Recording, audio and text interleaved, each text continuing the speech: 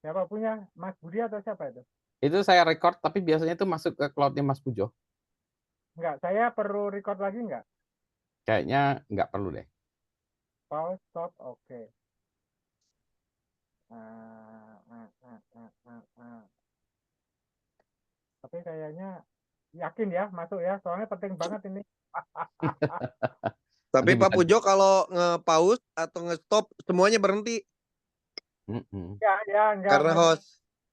Oke, ini ada pause, stop recording. Ntar, Fatir. Nunggu. Fatir tertendang lagi.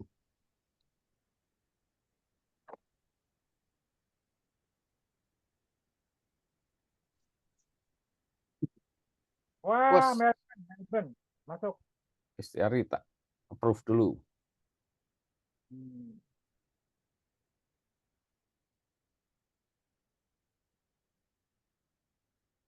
Udah lama nih nggak ketemu Mas Istiari Widodo. Assalamualaikum. Waalaikumsalam. Masih di Nah, Singapura, Mas? Melbourne ya Melbourne. Oh, Melbourne. Saya lupa ya Mas Budi. Iya, saya kok malah pikirannya Singapura, Mas Istiari ya, Melbourne ya. Iya, Mas Ari sekarang tinggal di mana? Melbourne. Masih Melbourne. Iya, Betah ya? Iya. di betah-betahin aja.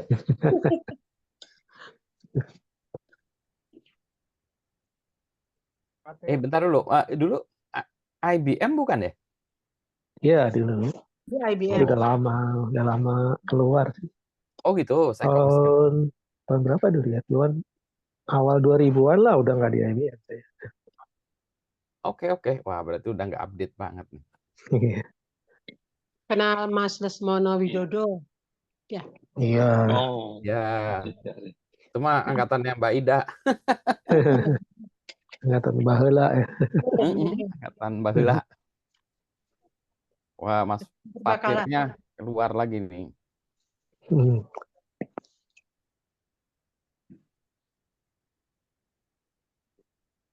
Ntar kita tunggu Mas Fatir dulu. Tadi sudah masuk ke tendang. Wah, ini sobat saya, Mas Ahmad Ramli. Nah, Ahmad Udah kegigit cabai rawit.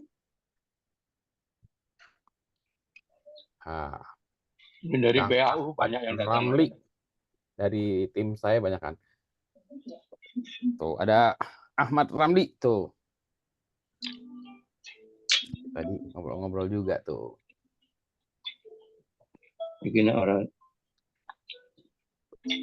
udah terus Kita mesti nunggu sebentar ya, nunggu Fatir sebentar. udah kuning ya. Cepet ya.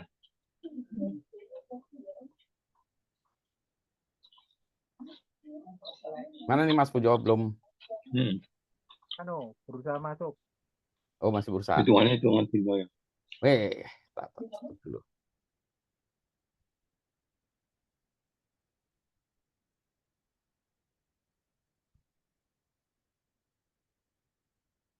Wah, Mas Yuslam di mobil.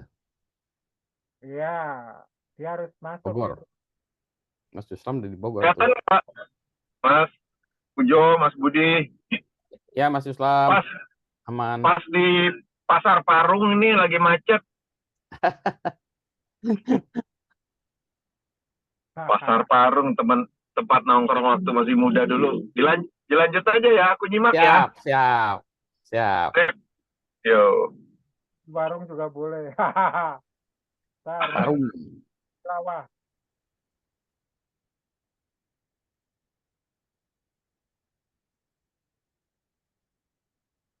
Sebentar, kita nunggu tilawahnya.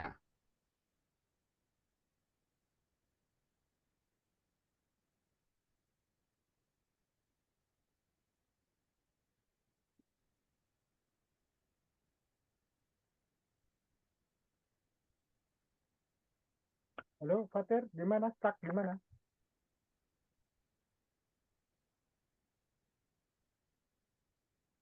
Apa? Diizinkan rapat. Halo? Hah? Oh, Mas Budi, Fatir itu posisinya apa namanya? Menyiapkan rapat gitu. Kenapa itu? Oh, berarti salah itu. Ininya linknya salah. Oh, linknya salah. Mm-mm. Fatir, di apa restart, terus kemudian linknya link yang benar coba. Itu mungkin ngekliknya klik yang bukan hari ini, Nah, ya. ya. Ada ngeklik undangan yang lain kali. Oke? Yuk, yang sekarang. Yang dari Pak D ya. Ayo.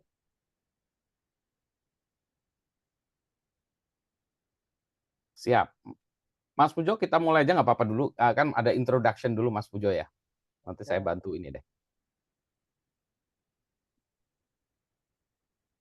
Fatir dimulai dulu ya, karena ada video segala, nanti Fatir nyusul ya. Oke?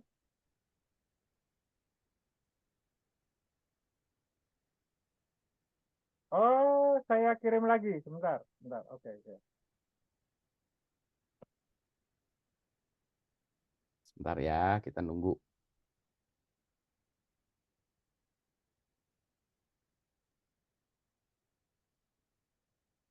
Kalau tadi udah masuk loh Fatir itu.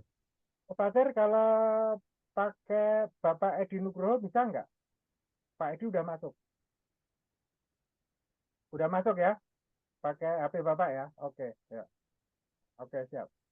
Oh iya, di Nugroho udah ada. Siap. Edi Nugroho itu bapaknya. Siap. Kita mulai. Posisi apa nih? Di posisi view-nya apa? Speaker atau apa? Nanti itu biar saja. Silakan Mas Pujo mulai. Jreng. Bismillahirrahmanirrahim. Assalamualaikum warahmatullahi wabarakatuh. Waalaikumsalam warahmatullahi Waalaikumsalam warahmatullahi wabarakatuh. Alhamdulillah. Alhamdulillahirabbil alamin. Asyhadu an la ilaha illallah wa asyhadu anna Muhammadar Rasulullah. Allahumma sholli ala Muhammad wa ala ali Muhammad. Jamaah pengajian mancanegara, jaringan pengajian mancanegara Islamic Network, ISNET, dan kawan-kawan semua. Banyak sekali ini yang penasaran dengan permasalahan akhir-akhir ini. Sampai-sampai Mas Yuslam Fauji driving pun harus monitor gitu ya, dan banyak sekali kawan-kawan dari Melbourne datang juga ya, dari Amerika datang juga. Alhamdulillah semuanya dari sindikat PAU, dari dunia kopi Kotika juga ada semua, alhamdulillah. Dan yang paling penting dua minggu lagi Prof Marsudi sama Mas Bambang NP itu akan memberikan pencerahan tentang apa itu Mas Budi? Digital apa? Voting, electronic voting. Electronic voting, ya, electronic voting, karena Iran sudah berhasil melaksanakan electronic voting. Kemudian Indonesia ini bagaimana pemilu yang datang, apakah pilpres, pilkada atau pilek itu bisa sebagai memakai electronic voting. Saya kira ini sangat erat kaitannya dengan masa depan Indonesia juga gitu. Dan ini pesan sponsornya adalah Musyola ISNET perlu renovasi, tapi sebelum direnovasi malah udah longsor ya. Ini sambil menunggu persiapan, kita enjoy dulu dengan video 5 menit ya. Iya. Saya kira tadi share sound. Oh, belum. Kok nggak keluar? Salah, yang di-share-nya malah salah. Screen-nya salah. Share ini, iya. Share sound sudah. Share. Assalamualaikum warahmatullahi wabarakatuh. Waalaikumsalam warahmatullahi wabarakatuh. Damang Tat, Alhamdulillah Pak. Nih saya dengan Ustadz Nurja ini, Ustadz Tony dan kawan-kawan dari pesantren. Kita tuh mempunyai masalah dengan musola bangunan yang pertama gitu ya. Dan ternyata bangunan pertama itu sudah 24 tahun ya. Betul, Pak. 25 lah, 25 tahun. 25 tahun itu seperempat abad. Kita memakai musola isnet. Terus kemarin itu ada longsor. Ada longsor di sini ya. Ada longsor di sini. Rupanya ini sudah makin seperti ini karena dulu itu di sini ada yang namanya pohon kayu manis ya. Pohon kayu manis akarnya juga membuat benteng itu Miring. membengkak gitu. Nah ini Tat, pengalaman gimana Tat? Kan kita itu kalau mikir-mikir ini kan perlu 2 lantai, 1 lantai 98 juta, kalau 2 lantai kan hampir 200 ya. Ya, Pak. Uangnya kan belum cukup. Tapi kalau hanya untuk tambal sulam, maksudnya ini kan harusnya itu ya Kang ya, di pelur bawah. Dan pelur bawah itu harus lebih lebar daripada musola kan, Iya, Pak. supaya bangunan air yang limpahan itu nggak akan meresap di bawah. Kan ini bangunan Sunda, umpak ya. Ya. Umpaknya itu nggak ambles kan gitu Ya, ya. Pak. Gimana kira-kira Tat? Ini tadi kita barusan rapat dengan Ustadz Nurja ini, Ustadz Tony, kawan-kawan warga di sini, ada anak muda juga. Gimana Tat? Jadi begini Pak ya, seiring berjalannya waktu, karena dulu kami ketika membangun 25 tahun. 20 tahun yang lalu, ini saya masih ingat itu Pak, cukup dengan uang 2 juta dulu Pak. Ya. Dulu 2 juta. Dulu. Jadi, ya. Dan ketika sekarang karena udah banyak tiang yang lapuk juga, atasnya juga udah patah Pak ya. Ini udah beberapa kali diperbaiki.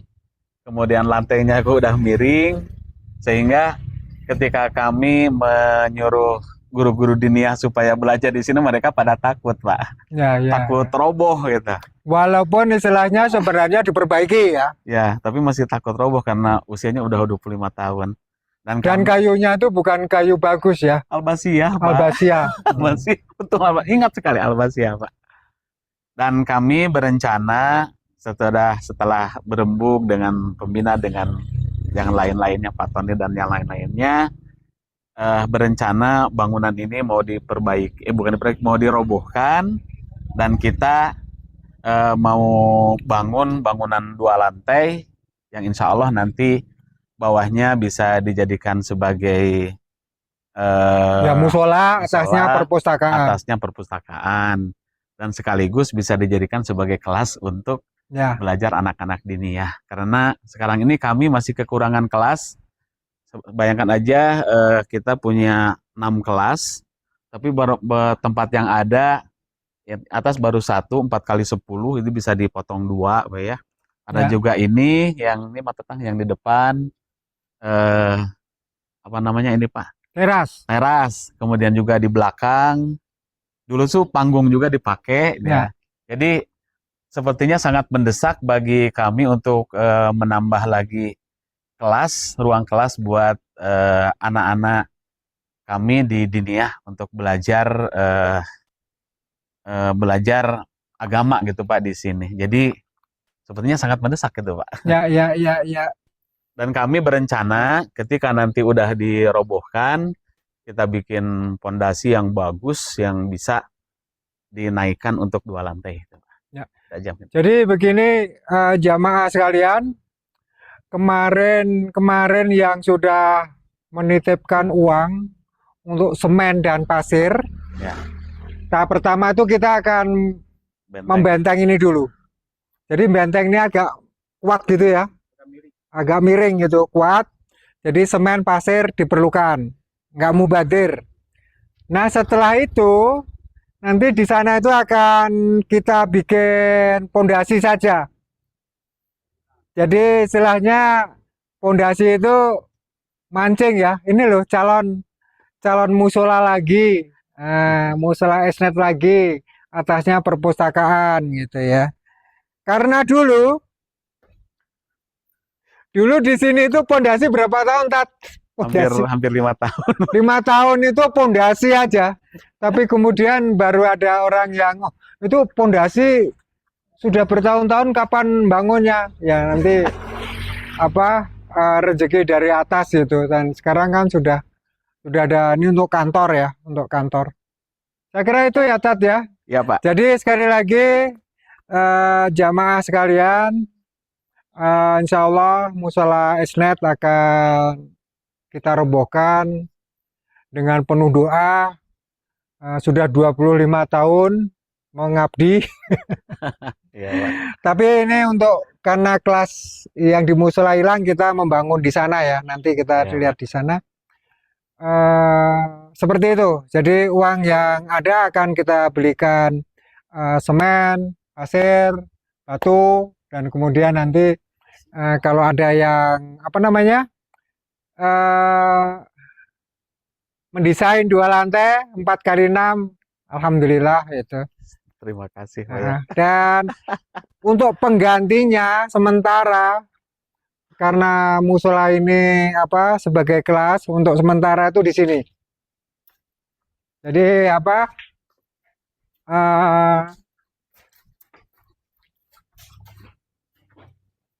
untuk penggantinya itu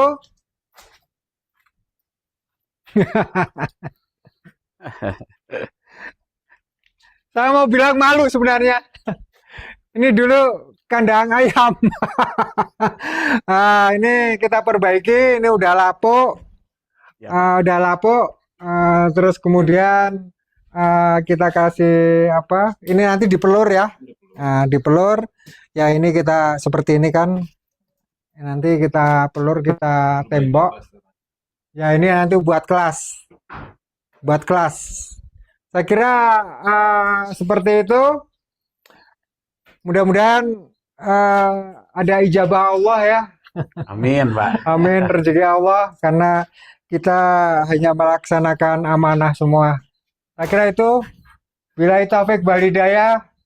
Wassalamualaikum warahmatullahi wabarakatuh. Waalaikumsalam warahmatullahi wabarakatuh. Sip. Wah, seru banget kan? Nggak kalah seru nih. PDN nih. Satu lagi nanti kita akan mendirikan UPZ Dzurriyyat Mulia ya, untuk membangun sekolah. Jadi nanti mohon Mas Budi dan kawan-kawan berkenan menjadi pengurus UPZ. UPZ itu apa? Unit, kan ada Basnas, itu ada UPZ-nya gitu. Baik, dipersilakan Ustadz Fatir Ustadz Fatir bin Edi Nugroho dari Pesantren Al-Quran dan Teknologi Dzurriyyat Mulia. Silakan Fatir, mangga. Bismillahirrahmanirrahim. Assalamualaikum warahmatullahi wabarakatuh. Waalaikumsalam warahmatullahi wabarakatuh. Pembacaan tilawah surat Al-Baqarah, kemudian surat An-Nisa dan surat Al-Ankabut. Surat Al-Baqarah ayat 188. A'udzu billahi minasy syaithanir rajim. Wala ta'kulu أموالكم بينكم بالباطل وتدلوا بها ولا تأكلوا أموالكم بينكم بالباطل وتدلوا بها إلى الحكام لتأكلوا فريقا من أموال الناس بالإثم وأنتم تعلمون. Kemudian surat An-Nisa ayat 29. A'udzu billahi minasy syaithanir rajim. يا أيها الذين آمنوا لا تأكلوا أموالكم بينكم بالباطل إلا أن تكون تجارة عن تراض منكم ولا تقتلوا أنفسكم إن الله كان بكم رحيما. Dan yang terakhir surat Al-Ankabut ayat 45. A'udzu billahi minasy syaithanir rajim. Utlu ma uhiya ilaika minal kitabi wa aqimis shalah. Innas salata tanha 'anil fahsya'i wal munkar. Wala dzikrullahi akbar. Wallahu ya'lamu ma tasna'un.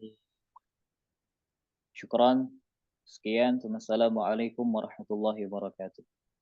Waalaikumsalam warahmatullahi wabarakatuh. Terima kasih Ustadz Fatir bin Edi Nugroho dari Pesantren Al-Quran dan Teknologi Duriyat Mulia.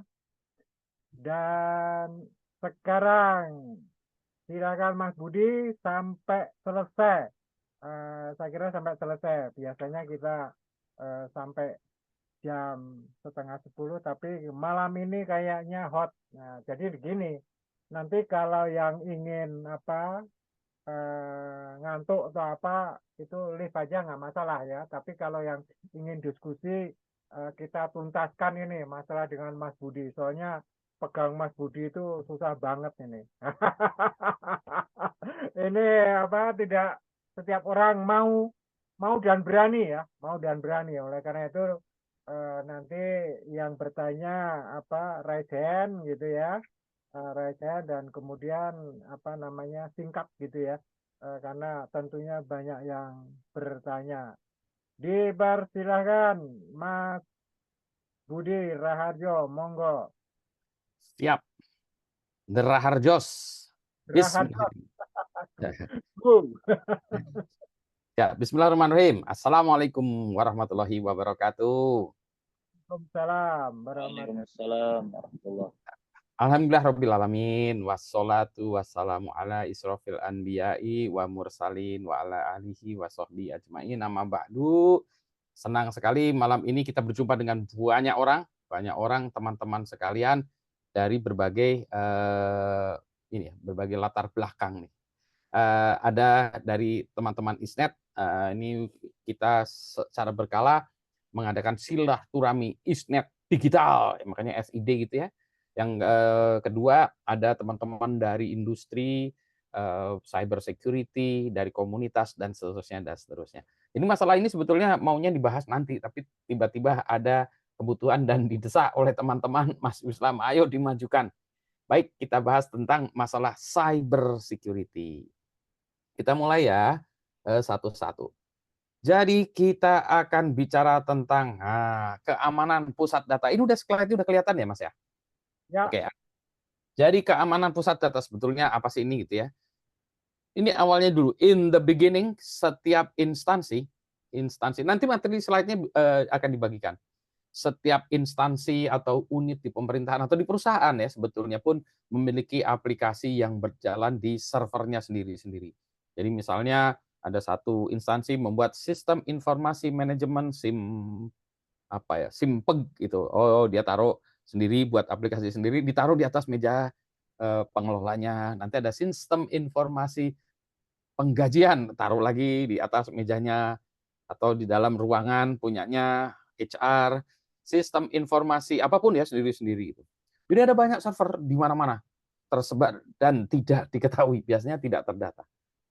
Adalah ya satu instansi waktu itu kita coba data, aplikasinya ada 75 aplikasi, servernya tergeletak di mana-mana dan kita nggak tahu di mana-mana. Gitu ya. Jadi nggak jelas ini servernya di mana. Nggak jelas pengelolanya tuh siapa dan nggak jelas ya pokoknya ada sistem informasi dibutuhkan dibuat ya sudah gitu. Jadi gitu. Nggak jelas pengelolanya, siapa yang bertanggung jawab servernya, nggak jelas kemampuannya, ya pokoknya asal ada aja. Kemudian kalau aplikasi sudah tidak dibutuhkan gimana? Ya dibiarin aja, maksudnya dibiarin jalan tuh mesinnya, bukan dibiarkan terus dimatikan gitu, tapi dibiarkan jalan gitu ya. Bingung lah. Ini juga ada dulu waktu itu, ada kita pas mengaudit sebuah sistem, sebuah organisasi, ini mesin punya siapa? Oh nggak tahu Pak, itu waktu saya masuk kerja udah ada Pak di situ. Oh nggak ada datanya. Yang paling gampang adalah dicabut UTP-nya. Ada yang jerit nggak? Kalau yang jerit, nah itu berarti dia yang punya. Kalau nggak ada, ya cabut dulu. Nanti kalau nggak ada sampai lama, ya udah dimatiin aja gitu ya. Nah ini juga bingung ya, tidak jelas. Pokoknya sistem-sistem tuh kalau bahasa Sunda mah pabalatak di mana-mana ya, jadi nggak jelas. Kalau dalam hal pengadaan juga tumpang tindih, ada yang beli server lagi, sana beli lagi, ini beli lagi, udahlah gitu ya. Sehingga kalau kita lihat secara keseluruhan, kualitas, kinerja, ketersediaan dan lain sebagainya ya sangat bervariasi. Mulai ada yang bagus karena mungkin masih baru, pengelolanya kompeten, orang-orang yang kompeten dan memang masih baru. Ada yang asal-asalan aja, asal ada. Jadi gitu ya. Kalau dari kacamata saya nih, dari kacamata keamanan, security, ini sangat sulit dikelola karena tersebar kemana-mana ya. Sehingga sangat dibutuhkan banyak SDM, banyak tools, banyak apa-apa. Jadi susah kita mengelolanya ya, karena apa ya? Ya susah karena terutama kalau kita lihat dari kacamata ini sebetulnya masalah SDM ya, SDM yang gitu. Sehingga kalau kita punya satu sistem yang tersebar tadi, terdesentralkan itu, maka kita kesulitan dari kacamata manajemen. Jadi kata manajemen, nggak menarik, ini pasti menjadi masalah. Tetapi itu kan ya, nanti ada yang terdecentralize, centralize, segala macam, itu sebetulnya masalah pilihan saja sih. Kebetulan ini karena sudah makin kacau, maka orang-orang berkira ini kita centralize lagi, kayak zaman dulu lagi ya, zaman mainframe itu semuanya centralize, dikasih terminal hijau aja semuanya, yang ngurusin satu di pusat gitu ya, centralized. Jadi keadaan yang ini itu membuat orang-orang ini kayaknya harus dibereskan dengan mengumpulkan itu semua. Mulai awalnya, awalnya adalah bagaimana kalau kita kumpulkan di sebuah tempat. Nah ini pusat data, atau kalau kita bilang data center lah, kita taruh di. Gimana kalau sumber daya itu dipusatkan di satu tempat aja? Kalau kalian ingin membuat sebuah aplikasi, sebuah server, boleh servernya ditaruh di tempat kami aja. Jadi tempat kami. Jadi pusat data ini atau data center ini sebetulnya adalah satu tempat fisik ya, fisik tempat yang menyediakan kotak, rak, fisik ya, masukin di situ, listrik, jaringan, ruangannya ber-AC dan seterusnya. Jadi ini awalnya itu seperti itu ya. Jadi kita punya data center atau pusat data yang tadi pemilik aplikasi, daripada kalian naruhnya di komputer di meja orang yang udah nggak jelas, taruhlah di sini, ditaruh di pusat-pusat dan dirawat secara fisik. Jadi pengguna masing-masing membawa hardware-nya sendiri ya, komputer, server. Jadi data center tuh biasanya masih macam-macam. Kayak kebun binatang aja, ada binatang ini, mereknya beda-beda dan seterusnya. Dan masing-masing pengelola punya akses tersendiri-sendiri. Jadi ada satu rak ya, masukin komputer-komputernya, ini raknya instansi A, sebelahnya instansi B, dan seterusnya. Jadi ini biasanya kalau orang-orang sering menggunakan istilahnya dulu colocation gitu ya, satu lokasi. Jadi yang ini penyedia data center itu seperti itu. Nah, mulailah kita bicara nanti dialokasikan lagi. Jadi semuanya itu decentralize-kan. Nah, ini biasanya ada masalah yang kita sebut single point of failure. Jadi kita satu tempat itu ya, tempatnya itu kalau satu tempat ini bermasalah ya bermasalah semua. Memang jeleknya kalau centralized seperti itu. Decentralized berantakan susah, centralized ini. Mohon tolong diinikan ya, dibantu sama teman-teman untuk yang bocor diinikan ya. Soalnya jadi ada masalah single point of failure, SPOF. Nah, ini masalah pilihan gitu. Nah, dulu fisik seperti itu. Nah, sekarang teknologinya sudah semakin lebih hebat lagi. Sehingga ini kalau kita lihat ya, data center tuh bentuknya kayak gini, bagi teman-teman yang belum pernah lihat data center tuh ruangannya kayak gini. Jadi ada kotak-kotak kayak gini, lemari-lemari seperti ini ya, yang mana di dalam itu ada mesin-mesin yang seperti yang di tengah ini. Mesin-mesinnya ada yang bervariasi. Ini kalau dilihat di tengah ini ya, variasinya ada macam-macam tuh. Mesinnya ada yang menyala hijau, merah ini, dan kabel-kabelnya ada yang bentuknya seperti itu. Ada yang semuanya mirip-mirip ya. Jadi raknya ini, dan raknya ini berrak-rak jajarin. Nah, ini diletakkan di dalam ruangan yang ruangannya ini biasanya kualitasnya bagus karena ini mesin panas ya, panas, maka dia AC-nya harus bagus. Jadi ruangan ini dengan temperatur yang bagus, sehingga listriknya bagus, sehingga di sini tuh komputer itu lebih terawat, ya, lebih terawat dan lebih jelas. Maka inilah yang disebut data center dengan colocation tadi ya. Kita menempatkan mesin-mesin. Jadi masing-masing itu punya raknya sendiri-sendiri. 1 rak, 2 rak ya dan seterusnya. Masing-masing rak punya kunci. Jadi kalau misalnya saya punya rak nomor yang tengah ini, maka 2 rak, maka saya datang mengelola ininya. Dan ini bisa keluar dari jarak jauh. Data center ini bagus lah ya. Ini memang wajib dimiliki oleh semuanya. Jadi tidak boleh lagi di atas meja. Komputer tuh paling rawan itu terhadap temperatur. Jadi kalau temperaturnya panas sedikit gitu ya, itu hard disk cepat rusak. Jadi hard disk cepat rusak, ya sudah gitu. Listrik fluktuasi juga hard disk rusak, getaran juga hard disk tetap rusak. Kalau ruang fisiknya nggak jelas, hard disknya juga dicolong. Dulu kejadian tuh di kampus, saya lagi ngetik-ngetik gitu ya, kok nggak bisa lagi diakses email saya, terus saya bilang mahasiswa saya, tolong dicek tuh servernya gitu. Pas dia ke servernya di gedung lain, pas balik lagi, Pak, hard disknya udah nggak ada. Hard disk saja, jadi komputernya ada, cangkang hard disknya diambil. Mungkin ada mahasiswa mau penelitian kurang hard disk diambil gitu ya. Nah, jadi kalau gini lebih terjaga siapa yang boleh masuk. Ini data center seperti ini. Masih fisik. Wah, teknologi komputer lebih hebat lagi, ya, lebih hebat lagi sehingga data centernya sekarang semakin hebat tadi ya. Maka semua yang hardware kayak tadi, ya, yang kayak gini itu disimulasikan menjadi satu mesin aja. Ya, jadi misalnya ini segini banyak nih, ada berapa rak ini ya, berapa ini disimulasikan menjadi satu komputernya, tapi satu komputernya hebat sekali. Maka kita bicara dengan yang namanya virtual mesin. Jadi satu mesinnya tuh mesinnya dengan kapasitas yang luar biasa gede, memorinya gede, hard disknya gede, segala macam. Nah, yang atasnya tadi yang hardware ini ya, komputer-komputer ini dibuatkan dalam bentuk satu virtual mesin di atas mesin-mesin di atas satu mesin itu. Jadi kita bicara tentang sebuah server ya, sebuah server yang menjadi virtual mesin. Jadi di atas server tadi yang kita sebut virtual machine host-nya tadi ya, itu di atasnya ada banyak VM-VM. Nah, jadi kalau kita lihat gambarnya itu kira-kira seperti ini. Jadi ada hardware-nya tadi ya, hardware-nya. Kemudian biasanya di sini ada operating system-nya, apapun ya, mau Windows, mau Linux, mau apapun ya, itu ada operating system dari komputer. Nah, ada satu aplikasi yang membuat virtual machine ini, yang kita sebut namanya hypervisor-nya ini. Hypervisor. Nah, di atasnya itu baru dipasang virtual machine. Jadi satu komputer yang tadi masing-masing itu jadiin satu virtual machine.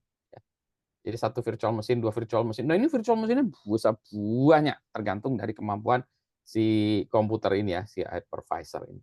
Jadi seperti itu ya. Ya ini biasanya yang banyak dulu mulai gini. Lama-kelamaan dipikir-pikir operating system yang di sini kan nggak penting-penting amat ya, mau dipasangin Windows atau dipasangin Linux atau dipasangin BSD atau apapun ya, nggak perlu ada lagi nih. Ini kita delete, langsung ini turun ke bawah yang kayak gini lagi. Jadi hardware, terus di atasnya langsung dipasang hypervisor-nya ini gitu ya. Nah ini contohnya salah satu yang paling terkenal ya, yang paling ngetop tuh namanya VMware, perusahaannya namanya VMware ESXi itu dia hypervisor di sini. Jadi seolah-olah dia nggak punya ini operating systemnya ya inilah ya, langsung di atasnya dikasih guest VM. Virtual mesinnya bisa banyak. Oh bisa ya, bisa banyak. Nih misalnya hanya kelihatan 2. Tapi bisa juga 3.000 juga bisa di atasnya. Tapi itu tergantung kekuatan dari si hardware-nya ini tadi. Di atasnya itu dipasang VM-VM kecil-kecil tadi. Bisa banyak-banyak. Gitu. Nah jadi sekarang yang kalau kita lihat sebetulnya kalau kita lihat dari segi pusat data ya, kalau kita bicara tadi pusat data, yang mana datanya tadi tersebar kemana-mana, berserakan di mana-mana komputernya, kemudian komputernya dijadikan satu lokasinya, fisiknya ya. Hardware-nya masih berserakan di dalam sini, tapi berserakan di dalam satu data center gini-gini. Yang ini kemudian dikecilkan lagi jadi satu komputer aja yang gede, satu komputer. Jadi ini isinya satu komputer gede ya, di atasnya ini baru ada VM-VM yang lain. Secara fungsi sih sama ya, seperti yang jadi guest VM. Gitu ya. Nah, nanti kita balik ke sini dengan kasus PDNS yang kemarin terjadi ya. Jadi ini teori tentang virtual machine-nya dulu ya, supaya ada gambaran, oh gitu tuh yang terjadi. Oke, sekarang kita loncat sedikit ke kacamata security. Jadi kalau disebut apa tuh security, biasanya kalau kita membuat satu sistem itu ada yang kita sebut fungsionalnya. Ini fungsinya untuk apa? Sistem informasi kepegawaian, sistem informasi mahasiswa. Oke, itu yang kita sebut function. Selain fungsi itu ada dua biasanya yang non-fungsional. Yang pertama adalah performance, yang kedua adalah security.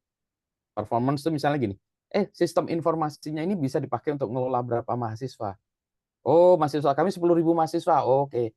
Gimana kalau dipakai dipakai mengelola 300.000 mahasiswa? Oh, belum tentu bisa jalan itu karena performance-nya tidak didesain untuk itu.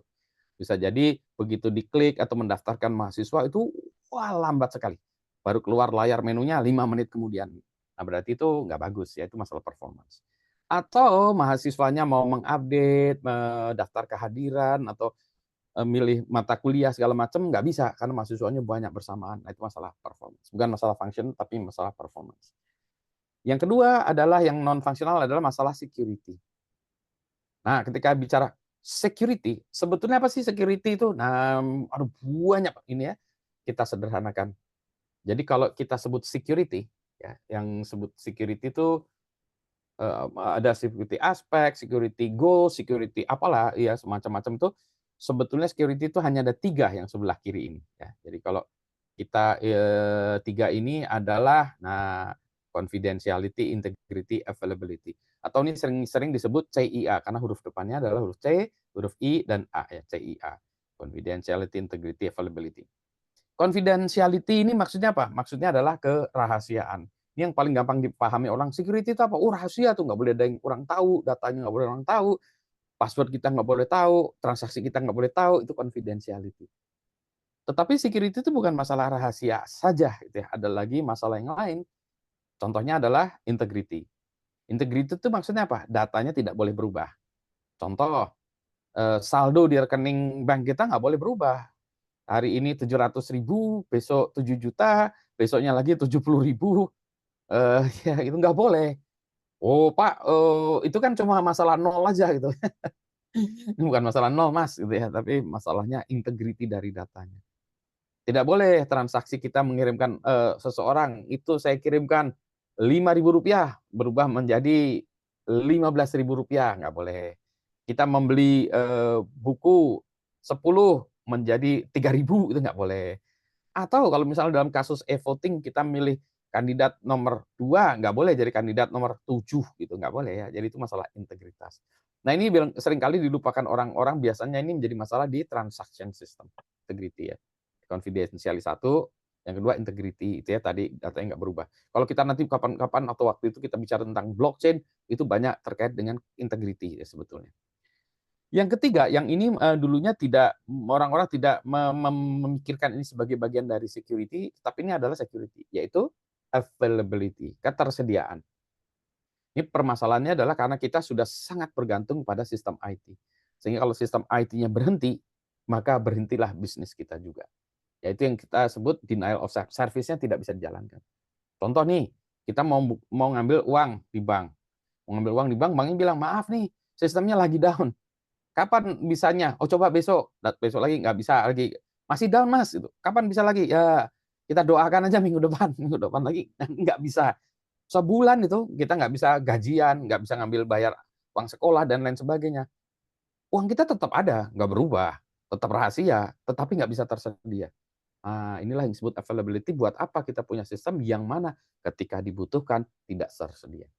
Jadi sistem yang kita katakan security itu bahwa kalau kita mau mengakses sistem, membuat sistem, maka sistem itu harus tersedia. Availability-nya harus tersedia. Ya, itu yang kita sebut. Maka orang menyerang-nyerang ini semua, misalnya availability itu ada yang namanya denial of service attack. Kita serang sehingga servernya tidak bisa diakses. Kasusnya yang terakhir ini adalah terhadap availability. Yang kasus ransomware, malware segala macam itu biasanya availability yang terjadi. Sebelum PDNS ini, PDNS yang ini ya, kebetulan masih ingat ya, mungkin beberapa bulan yang lalu kasus BSI ya, Bank BSI juga nggak bisa diakses karena juga sama ya tentang ransomware juga, sehingga orang-orang tidak bisa mengakses banknya, nggak bisa mengakses rekeningnya di bank tersebut, jadi susah kan ya. Kalau bayangkan kalau ini teman-teman di Aceh misalnya, banknya BSI, mau ngambil rekening nggak bisa, nggak ada alternatif lagi. Terus gimana dong? Nggak bisa bayaran gitu. Nah, kan nggak bisa gitu. Jadi ini adalah masalah security. Jadi ada bisnis proses yang sangat terganggu kalau sistem tidak tersedia. Ya. Maka CIA itu yang penting. Nah, maka itu adalah masalah aspek-aspeknya. Kita bisa melakukan kajian terhadap itu dan kemudian kita bisa membuat kendali agar CI-nya tinggi, I-nya tinggi, A-nya tinggi ya CIA-nya. Jadi itu yang utama. Jadi kalau ada yang orang nanya, Pak Budi, tolong diperiksa security dari internet banking kami. Nah, maka yang saya cek itu adalah C, I, A. C-nya gimana, I-nya gimana, A-nya gimana. Tentu saja dengan ada berapa standar dan berapa pakem-pakemnya. Tapi intinya itu. Selain itu, sebetulnya ada juga yang terkait dengan security. Misalnya ada aspek non-repudiation, artinya kita tidak bisa menyangkal, telah melakukan transaksi, authentication untuk siapa nih, saya mengklaim sebagai Budi Raharjo, gimana saya tahu, gimana sistem tahu ini Budi Raharjo, akses control, Budi Raharjo itu boleh mengakses mana saja. Misalnya saya dosen, berarti saya bisa mengakses mata kuliah saya, mahasiswa saya, tapi yang tidak yang lain. Ya. Authorization itu memang saya tadi ya aksesnya lewat situ, tapi saya di-authorize sebagai apa, dosen kah, gitu ya, dan seterusnya. Ada lagi auditability, dan seterusnya. Tapi kalau kita bicara sederhanakan CIA dulu lah ya, untuk umumnya selalu ada, kemudian baru nanti yang lain-lain. Gitu ya. Jadi kalau kita bicara tentang aspek security ya CIA ya. Jadi kalau saya tanya security apa? CIA nggak lulus. Kalau security apa? Nggak ngerti CIA nggak lulus. Jadi CIA. Ya ini jadi nah yang terakhir ini yang availability inilah ya yang sekarang banyak dipermasalahkan karena sistemnya dibuat menjadi down. Ya jadi security aspek. Nah sekarang kita lihat kasus PDNS ya. Saya ganti slide dulu nih. Ganti slide berikutnya. Ini adalah, maaf, salah. Share screen-nya masih salah. Sebentar, saya ganti dengan PDNS. Loh, ya ini udah ya. Bentar, saya PDNS, mana nih kok belum ada share-nya. Sebentar, maaf nih saya ini saya tutup. Nah, ini dia. Salah share screen. Oke ya. PDNS ya. Nah, ini yang kemarin PDNS ini apa sih kasusnya gitu. Yang pertama saya perlu disclaimer dulu. Nih, saya tidak terlibat dalam desainnya dari sistemnya, implementasi, operasional ataupun investigasi dari sistem ini. Jadi apa yang saya akan ceritakan ini adalah data yang diperoleh dengan berbagai sumber, kemudian itu sumber yang ada di internet, sumber dalam diskusi, sumber yang mengirimkan kepada saya, kemudian saya melakukan deduksi terhadap apa-apa yang saya peroleh, gitu ya. Jadi ceritanya, nah tanggal 20 Juni 2024 kemarin, gitu, kan tadi kita punya data center tadi ya, yang virtual machine segala macam tadi gitu ya, yang di itu ya. Jadi ceritain nanti kita bicara tentang PDNS. PDNS itu apa gitu. Tapi nanti PDNS itu apa ya, kita mundur lagi ya. Tapi layanan PDNS 2 ternyata itu ternyata ada 1 gitu ya. Ada 2, ada cold backup gitu ya. Nah, yang di Surabaya ini tidak dapat diakses oleh berbagai pihak. Contohnya yang ini yang pertama yang kasus yang dilaporkan adalah jam 4 pagi pada tanggal tersebut imigrasi nggak dapat mengakses sistemnya. Imigrasi kan ya, loh kok nggak bisa akses sistemnya? Kenapa nggak bisa diakses? Kemudian aplikasi Srikandi juga, SPSE dan seterusnya ini mulai nggak bisa diakses juga. Wah, mulailah diadukan. Kenapa nih nggak bisa diakses? Nggak bisa diakses, diinvestigasi. Oh, ini ternyata sistemnya nggak bisa diakses. Kenapa? Kena ransomware. Ransomware-nya dari apa? Ini yang mana kan ransomware? Ada banyak ya. Ini ada grup itu adalah gerombolan yang biasanya grup-grup ini akan melakukan klaim bahwa ini telah menginfeksikan apa. Jadi grup Brain Chipper ini ya mengenakan ransomware kepada PDNS 2. Wah, ini Brain Chipper apa nih? Ada ransomware tuh ada macam-macam. Yang ini contohnya ini adalah merupakan variasi dari ransomware yang namanya Lockbit 3.0. Jadi ini variasi dari situ. Ada sebelumnya ada macam-macam. Yang terkena ini sebetulnya apa sih ya? Yang terkena adalah VMware ESXi-nya atau masing-masing virtual machine yang tadi ya di contoh di atas itu kan ya, ada yang hypervisor yang di bawahnya atau virtual machine yang di atasnya. Jadi yang kena itu data centernya tadi, ya data centernya atau virtual machine data centernya tadi atau yang di atasnya gitu. Ternyata yang kena bawahnya dan ada juga yang di atasnya. Ini saya nggak tahu. Yang bawah sudah pasti kena yang bawahnya tadi. Jadi VMware ESXi ini yang terkena. Oh, kok bisa ya? Nah, mundur lagi nih. Jadi kalau saya harusnya membuat timeline ya. Biasanya kalau itu nanti saya buat timeline 20 ini apa, ini apa, ini apa, ini apa, tanggal berapa, kita mundur lagi. Kok bisa kena ya? Ternyata sebelumnya tanggal 17 Juni 2024 itu ada penonaktifan Windows Defender di si hypervisor-nya ini katanya ya. Ini hypervisor atau yang di atasnya, karena hypervisor-nya ini menurut saya ESXi gitu ya, tapi kok ada Windows Defender ya, saya nggak tahu nih, nggak jelas nih. Apa dia di atasnya lagi atau gimana ya? Jadi sebelumnya ada penonaktifan Windows Defender ini biasanya sudah tanda-tanda. Nah, menjadi masalah bagi saya itu adalah kenapa kok orang bisa masuk menonaktifkan tanggal 17 Juni sebelumnya, 3 hari sebelumnya, kok nggak ketahuan ya 3 hari sebelumnya gitu. Jadi harusnya ini kalau orang mengelola sebuah sistem, begitu ini diaktifkan itu men-trigger sebuahnya alarm sebetulnya. Kepada adminnya akan dikirimkan bahwa Windows Defender-nya mati nih. Tolong dilihat gitu ya. Jadi harusnya ada seperti itu. Berarti ini tanda-tanda bahwa sistem monitoringnya tidak bagus ya. Karena dari 17 ke 20 itu ada jedanya gitu ya. Memang nanti kalau kita lihat dari si karakteristik si aplikasi atau si ransomware apa namanya Lockbit Brainchipper itu salah satunya dia adalah mematikan layanan-layanan seperti ini, pemberitahuan dan lain sebagainya, dia dimatikan.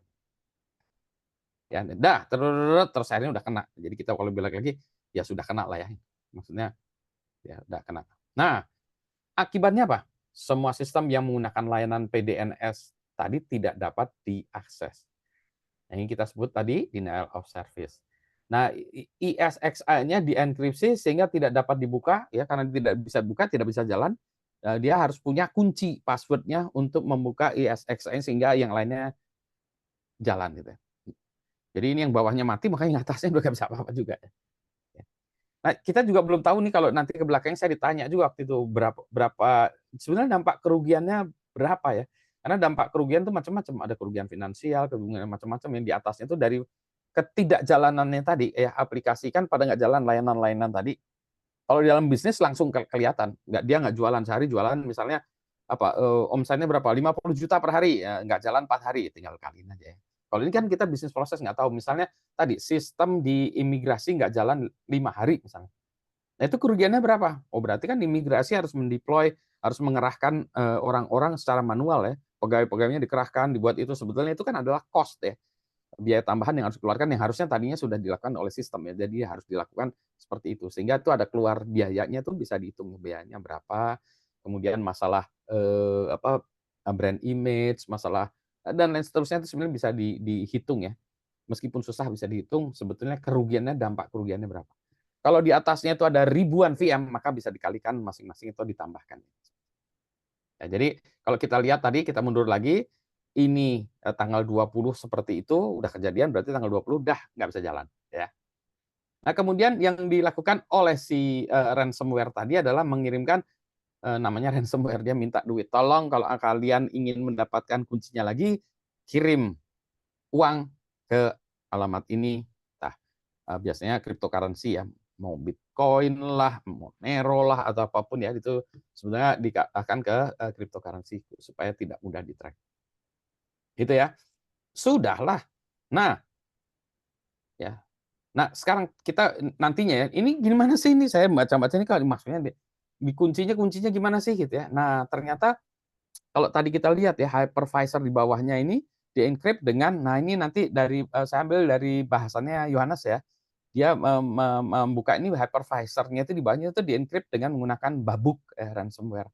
Babuk itu kodenya ada itu. Kalau di bahasa Sunda babuk itu dipukul. Dibabuk si aku aing, maaf nih. Ngomongnya ada kasar gitu. Kamu saya pukul gitu ya. Jadi babuk kalau kita lihat ya nanti babuk ini sebetulnya kalau saya lihat dari dokumentasinya itu sebenarnya encryption-nya bisa macam-macam. Kalau dalam dokumentasinya ada AES 256 tapi kalau dalam bahasa ini yang saya tangkap dia dari ECC ya. ECC Elliptic Curve Crypto System 256 bit gitu ya. Nah, jadi ini.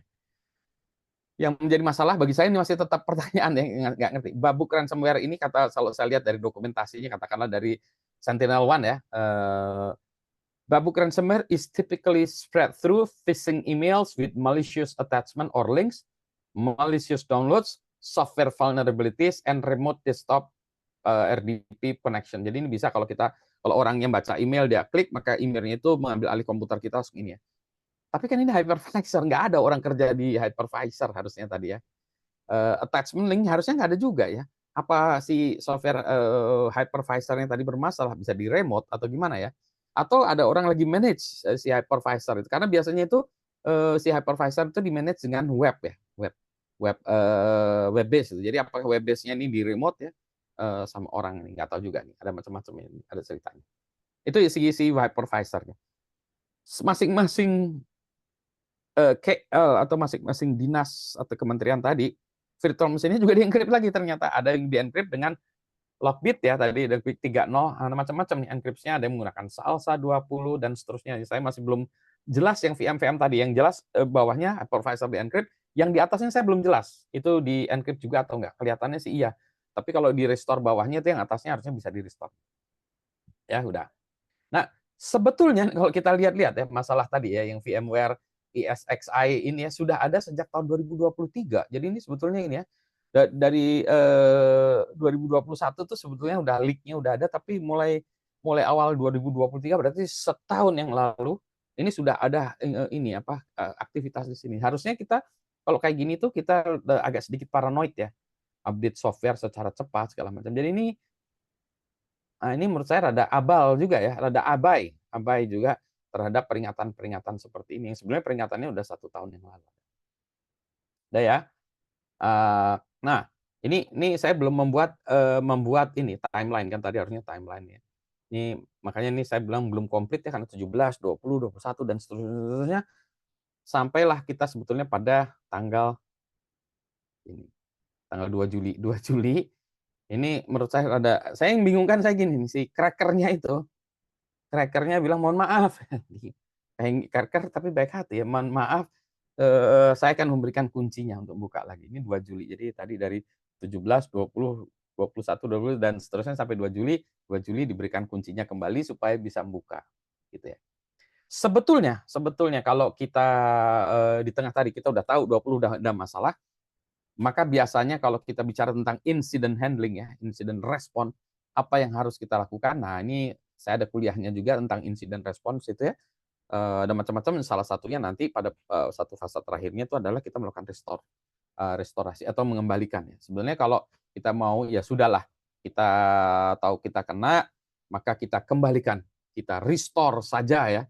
Kita restore aja sistemnya yang sudah ada. Nah, cuma tadi ini kenapa tidak di-restore? Kan dia punya PDNS 2 ya.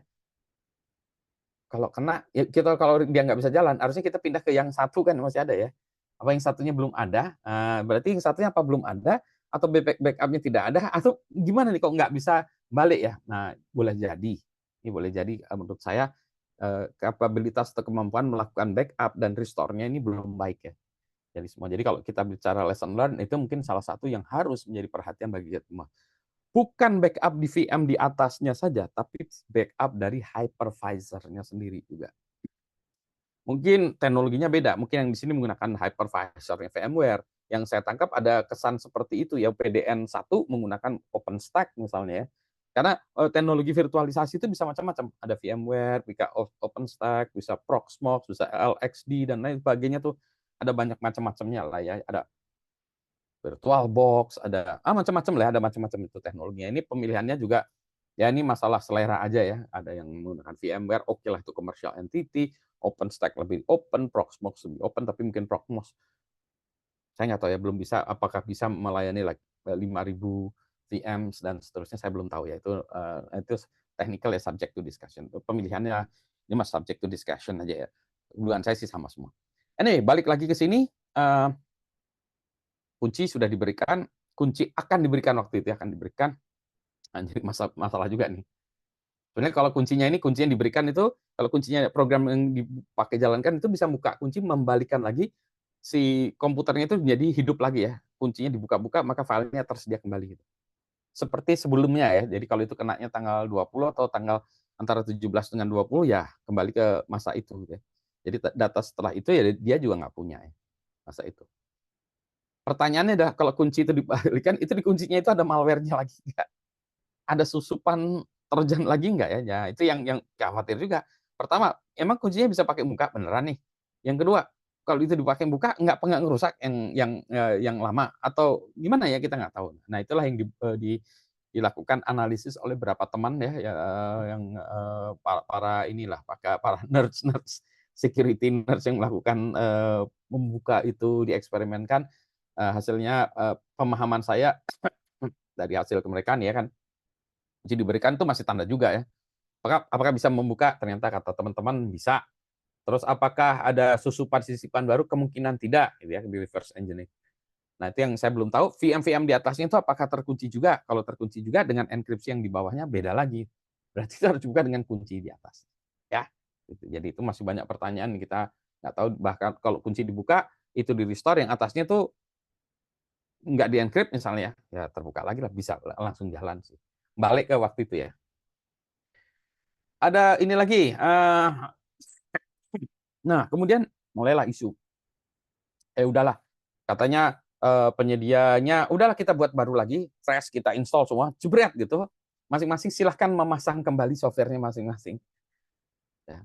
Itu dengan catatan kalau masing-masing itu punya backup. Ternyata, kebanyakan tidak punya backup. Nah, tapi ini masalah terpisah dengan tadi ya. Jadi ada backup dari si hypervisor-nya tadi ya, host-nya, dan backup dari masing-masing ya. Masing-masing memang harus bertanggung jawab sendiri untuk backup dia, tapi yang ini juga harus membackup dirinya, dan ini juga sebetulnya. Saya ada bahasan terpisah tentang itu, tapi itu nanti kita skip aja, terlalu teknikal ya. Nah ini mulai, menurut saya jangan dialihkan isu bahwa masalah backup ini, enggak, masalahnya lain lagi, itu masalah lain lagi ya, masalah lain lagi. Tidak memilih backup, masalah lain lagi itu ya. Jadi isunya jangan dialihkan ke, wah ini tidak punya backup, ya itu masalah, tapi ada masalah lain lagi. Itu masalah lain lagi, bukan masalah utamanya. Kemudian, nah ini ya, nah ada lagi isu lagi bahwa terungkap akses ke server pusat data nasional pakai password admin tanda pagar 1234. Ini bukan ke VM-nya itu ya, bukan hypervisor-nya, tapi adalah salah satunya nih ya. Jadi dokumen juga oleh orang dalam, kemungkinan nih ordal nih. Di situ berbagai dokumen script itu ditulis akses ke server milik Badan Pengawasan Keuangan dan Pembangunan. Ini cuma BPKP ya, BPKP. Ini hanya itu yang adminnya, passwordnya itu, bukan server yang bawahnya tadi, bukan. Jadi ini yang itu. Jadi kita harus, ini lagi-lagi memang harus pandai-pandai ya membaca berita gitu ya. Jadi ini bukan yang tadi ya. Ya memang yang untuk server di situ, VM yang di atas itu memang ini passwordnya sangat-sangat jelek ya. Pengalaman kami dalam mengevaluasi keamanan dengan berbagai teman-teman itu ada dua hal yang paling sering, yaitu weak password seperti ini, yang satu lagi adalah software yang tidak terupdate. Dua itulah, mungkin kalau ini nggak punya data ininya ya lengkapnya, tapi kemungkinan hitungannya 80% lah. Jadi kalau password kita tidak mudah ditebak, software kita update, passwordnya nggak ada hubungannya dengan kita, agak sedikit random, maka biasanya menjadi lebih bagus ya. Jadi itu memang udah biasanya agak kita anggap susah ya. Gitu ya. Oke, nah ini saya tutup aja nih. Lesson learn-nya apa nih ya? Lesson learn kan ini ada kejadian yang mana kita harusnya belajar ya, supaya tidak terulang kembali. Masalahnya adalah supaya jangan sampai kita nanti pasang kembali, reinstall lagi ya kena lagi ya.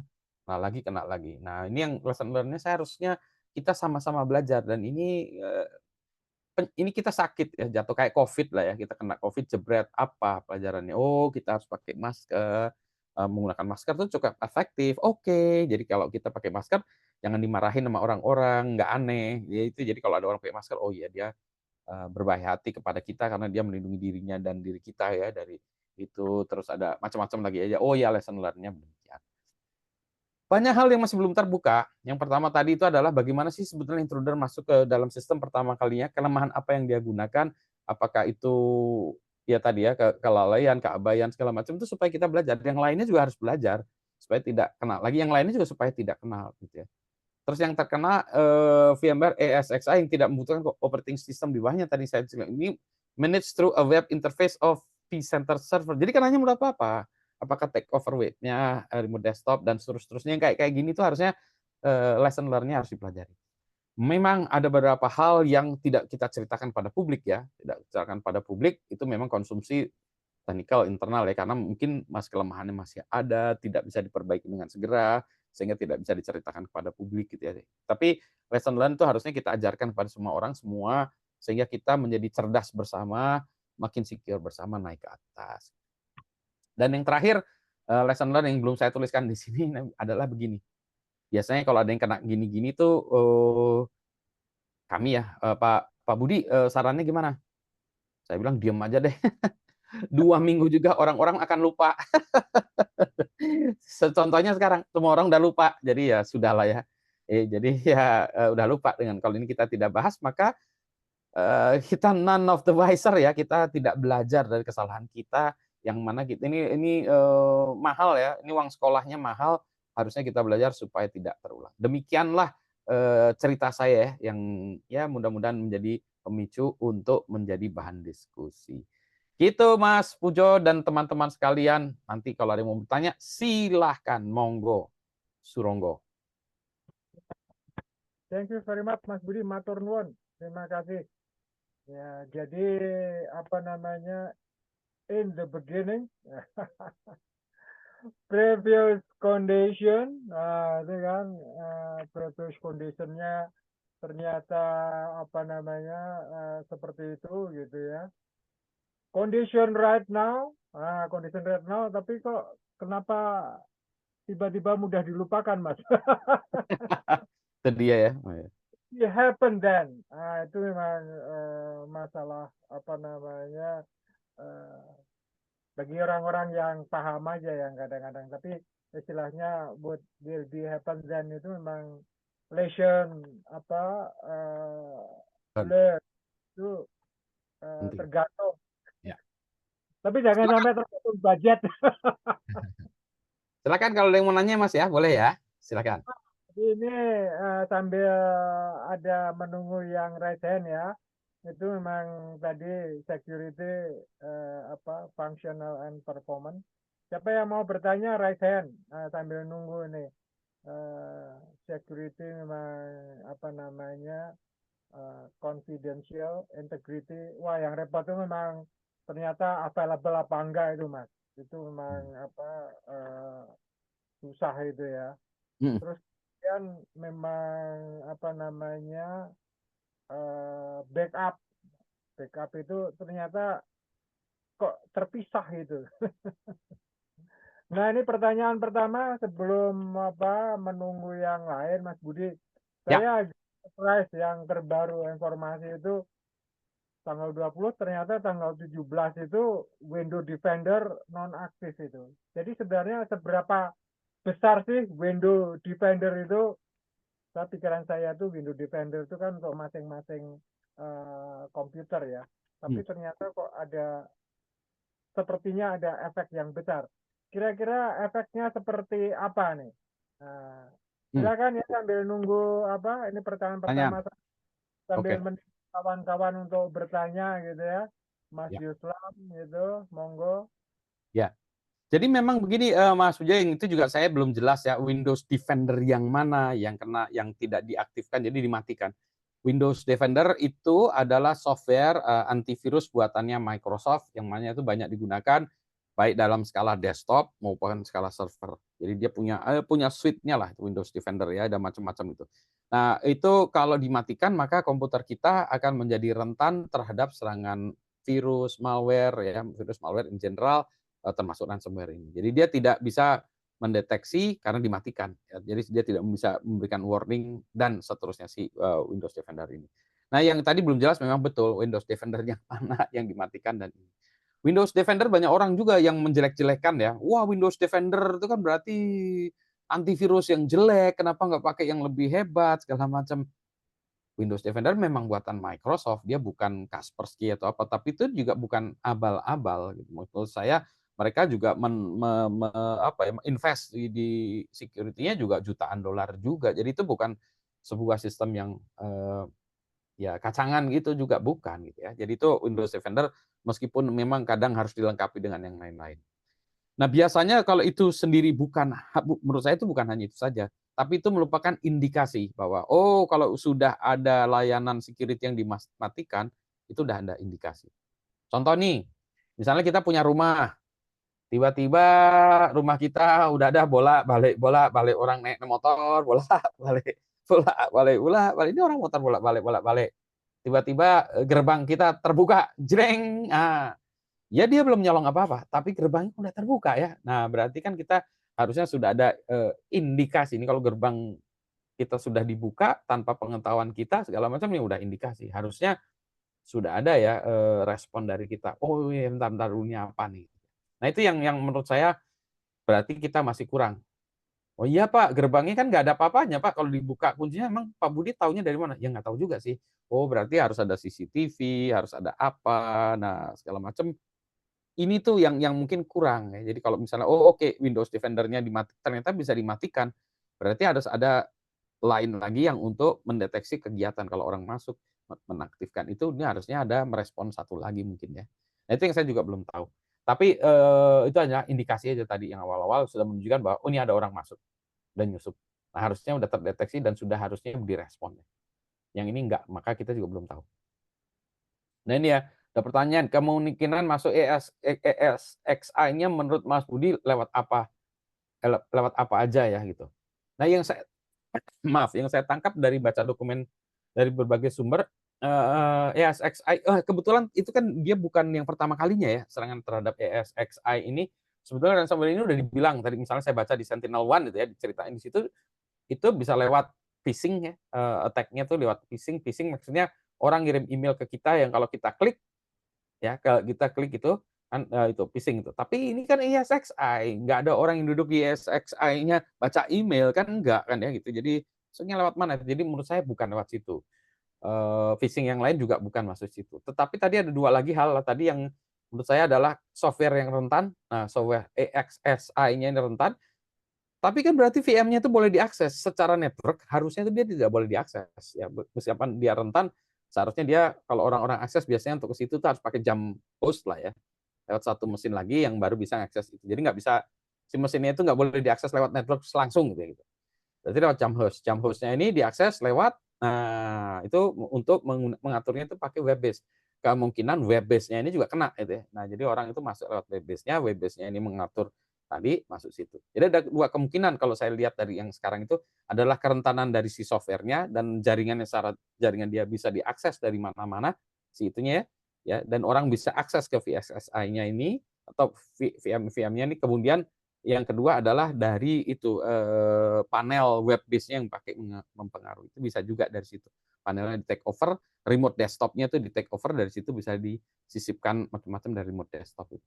Berarti ada orang yang mengelola sistem secara remote desktop terus dia lupa matiin remote desktop-nya, itu bisa di remote dari situ. Itu bisa juga menurut saya. Nah, yang itu berarti ini adalah kelalaian ya. Dua hal ini. Kalau saya lihat kemungkinan dua itu sih. Mungkin ada kemungkinan lain, tapi yang kalau dari dokumen yang saya baca sih itu. Ya. Itu dari Tapi itu berarti desainnya itu bisa preventable, artinya ya itu tadi ya, mungkin remote desktop itu harus bisa dibatasi segala macam ya. Ada macam-macam caranya lah. Gitu. Baik, Mas Bambang Erja. Nah, silakan. Ini mau satu-satu dulu atau langsung? Satu-satu langsung, ya satu-satu langsung aja nggak apa-apa Mas. Saya coba. Terima kasih. Terima kasih Mas Pujo, terima kasih Mas Budi. Saya curious. Kalau di level 1-5 gitu, 5 yang canggih gitu, kebobolannya kita ini termasuk rumit atau termasuk sangat simpel sebenarnya. Jadi emang udah demikian jorok, lalai, atau ya memang hanya cracker canggih aja yang bisa bobol ini. Situasinya gimana Mas Budi? Kalau saya nih ya menilai dari yang saya baca ini kemungkinan ada, harusnya canggih, tetapi kemungkinan malah tidak. Jadi kelalaian, abai nih ya. Kalau menurut saya ini abai, teledor abai, yang mana ya kayak orang ini pintunya masuknya, gerbangnya udah hebat, kuncinya udah hebat, udah bagus ya, teknologinya nggak salah ini segala macam, tetapi masuk rumah terus rumahnya dibiarin blong gitu, dibuka aja terus dia pergi ngopi dulu, pintunya kebuka gitu ya. Menurut saya abai di sisi itunya. Kalau saya lihat ya dari pengalaman yang sudah menangani kasus seperti ini tuh abai sih. Contoh nih, misalnya orang akses ke sistemnya secara langsung, harusnya nggak boleh. misalnya root akses ke sistem itu nggak boleh langsung. Jadi orang harus akses lewat satu dulu, baru dia menjadi admin atau menjadi root di situ gitu. Itu pakem yang lazim ya. Memang jadi menjadi adminnya itu jadi lebih resek, lebih repot kalau kita mau mengadmin. Tapi kita nggak boleh langsung sehingga ada satu jalur lagi ya, hanya admin-admin yang boleh masuk ke situnya. Jadi ini ada satu lagi. Jadi kalau menurut saya ini lebih banyak abainya. Jadi secara teknologi ya memang ada masalah tapi abai. Kalau dilakukan secara melawan keabaian itu agak sedikit berat lah sebetulnya. Jadi ininya crackernya tuh nggak harus canggih-canggih amat itu, selama dia bisa menemukan ini. Tapi butuh kesabaran yang luar biasa. Kebetulan gengnya ini bukan hanya dia memang secara capability canggih juga sih gengnya ini, tapi dia bisa menemukan kelemahannya dari segi abainya gitu. Gitu. Itu Mas Bambang. Siap. Ya, Sehat Mas Mas Bambang, semoga sehat. Tadi saya lihat sakit ya. Ya, terima kasih Mas Budi. Makasih. Siap. Setelah Ki Amin siapa yang ngerasain? Ki Amin. Ada Mas Thomas Ih. Abalu. Siap. Ya. Assalamualaikum. Waalaikumsalam. Nanti saya bahas itu Mas Amu ya nanti. Oke. Mas Ki Oi. Amin. Ada pertanyaan. Yang pertama itu kebetulan saya tahunya itu tentang security itu adalah security di nuklir ya. Di sistem nuklir itu kan juga ada requirement untuk security dan juga nah untuk membuat sistem security biasanya dilakukan dulu assessment. Assessment dari threat assessment dan sebagainya. Nah, kemudian yang kedua juga karena di dalam sistem yang cukup strategis di instalasi strategis itu ada requirement dan requirement itu mandatory bahwa itu harus independen. Jadi pertanyaan saya, apakah itu juga dilakukan dalam suatu sistem yang umum secara ini? Artinya di negara kita ataupun secara teknis pun gitu ya, tidak di negara kita itu ada requirement untuk itu. Oke, siap. Terima kasih. Siap. Iya betul. Jadi memang untuk setiap industri itu ada requirement yang terpisah untuk security. Tadi betul di nuklir ada requirement, di industri finansial itu ada juga requirement-nya. Jadi kalau di dunia perbankan seperti ini requirement dan biasanya itu dikelola oleh pengelolanya. Misalnya kalau finansial itu BI dan OJK yang membuat peraturan. Oke, semua yang membuat layanan perbankan terkait dengan itu ya, pokoknya finansial harus mematuhi standar ini. Ada PBI, OJK, dan standar globalnya ada. Jadi ada yang lokal-lokal, ada juga globalnya. Jadi itu ya. Industri telekomunikasi, nah harusnya ada juga. Industri tambang ya, itu juga ada. Jadi mereka tuh harusnya punya standar-standar yang dipaksakan oleh di endorse atau di enforce oleh regulatori. Ya, yang saya tahu yang paling keras di Indonesia itu adalah financial tadi. Jadi BI dan OJK itu sangat keras. Jadi kalau misalnya nggak benar itu langsung dicabut izinnya. Oh, kamu nggak benar. Oke, internet banking kamu tolong matikan. Ini saya inikan ya, karena mengandung risiko yang itu. Nah, dalam standarnya itu persis tadi sama, ada standar-standarnya kalau bahkan kalau itu tadi ya PBI, OJK, terus ada lagi standar yang globalnya, yang non industri tapi semuanya itu biasanya ISO. Kalau ISO di security itu untuk semua industri itu ada kalau security itu namanya ISO 27 series, 27.000 series. Jadi 27.001, 27.002, 27.000 terus ya pokoknya kepalanya 27.000 itu adalah terkait dengan security system IT. Yang sistem IT di sini nanti 27.000 sekian itu tuh ada semuanya gitu. Nah, biasanya yang mengevaluasi itu memang melakukan audit itu adalah pihak ketiga yang independen. Kayak kerjaan saya tuh sebetulnya kerjaan tim kami tuh karena kami nggak ada hubungannya dengan developer gitu adalah kami memang pihak ketiga yang independen. Biasanya kami yang akan melakukan evaluasi. Oh oke, ini harus kami audit. Nah, kami pihak ketiga independen, bukan developer, bukan ini sehingga nanti kami memeriksa kayak dokter ya, memeriksa. Oh oke, Bapak itu kesulitannya ini, kejelekannya ini, tolong diperbaiki ini. Ya, nanti tolong diperbaiki. Setelah itu diperbaiki, baru nanti layanannya boleh jalan. Nah, problemnya adalah itu tadi pemeriksaan itu kan snapshot kayak kita meriksa kesehatan ya. nanti check up tahun depan harus diperiksa lagi, karena udah beda lagi nih tahun depan. Nah, yang biasanya itu lalai, tahun ini diperiksa, tahun depannya nggak diperiksa, tahun depannya nggak periksa gitu. Kalau tadi perbankan itu misalnya ya, itu tiap tahun harus diperiksa, tahun di evaluasi lagi. Jadi itu regulatornya cukup keras. Tadi izinnya nggak di. Nah, tadi pihak ketiga yang independen. Nah, yang untuk kasus ini nih, yang PDNS ini saya nggak tahu nih kenapa. Yang pertama gini, apakah sudah dilakukan evaluasi? Dugaan saya sudah, tetapi nggak tahu hasilnya kayak gimana gitu. Nah, apakah itu dilakukan oleh berkala? Itu saya tidak tahu. Bisa jadi mungkin sudah awalnya ketika desain atau implementasi langsung diaudit ya, atau sudah jalan. Ini saya nggak tahu itu kenapa dong itu. Ya, jadi itu yang menjadi ketidaktahuan kita. Seharusnya kalau ada tuh mereka bilang, oke kami sudah diaudit gini-gini, tapi gini-gini gitu. Bisa juga gitu. Jadi sama seperti di industri juga, Pak. Nah, kasus yang mirip juga sebetulnya kan ada dulu ya, virus yang ini kan memang ditargetkan ke Iran dulu ya, instalasi nuklir Iran, dan itu kejam sekali gitu. Itu memang ditargetkan karena dia, itu ceritanya panjang, saya ketemu dengan beberapa orang ceritanya panjang gitu. Bahkan itu dia itu saking nekatnya itu yang ini nyerangnya, kebetulan nyerangnya kalau waktu itu Amerika kan memang ya state ini ya sponsored. Jadi dia melihat ini instalasi nuklirnya apa, dilihat dari foto-foto, akhirnya dia tahu, oh dia tuh pakai perangkatnya tuh Siemens ini. Jadi dia lihat, oh perangkat kayak gitu ya. Jadi dia membuatkan malware khusus untuk perangkat yang itu gitu. Yang itu yang memang itu. Nah, yang jadi repot waktu itu apa? Di tempat nuklirnya itu memang sengaja nggak nyambung ke internet. Coba itu gimana, itu kita sebutnya air gap. Nggak nyambung ke jaringan. Wah, gimana ya masukin nggak nyambung ke jaringan? Itu sampai menyusupkan dalam bentuk flash disk sehingga kita membayar orang atau apa, sehingga flash disknya itu bisa dicolok di sana, masuklah dia ke sana.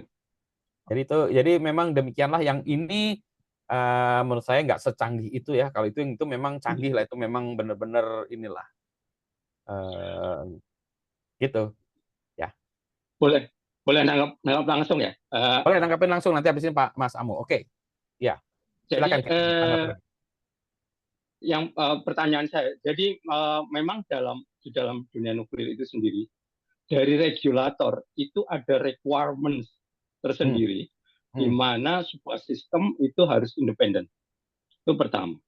Yang kedua, independen artinya tidak bisa diakses. Tadi seperti itu harus akses fisik. Jadi kalau masuk akses fisik itu memang ada requirement, dan kemudian requirement itu di-enforce, dan kemudian yang melakukan meninspeksi, mengaudit itu adalah inspektur langsung dari regulator itu sendiri. Jadi dalam regulator itu ada inspektur, ada kemudian ada yang perizinan itu, dan itu terpisah.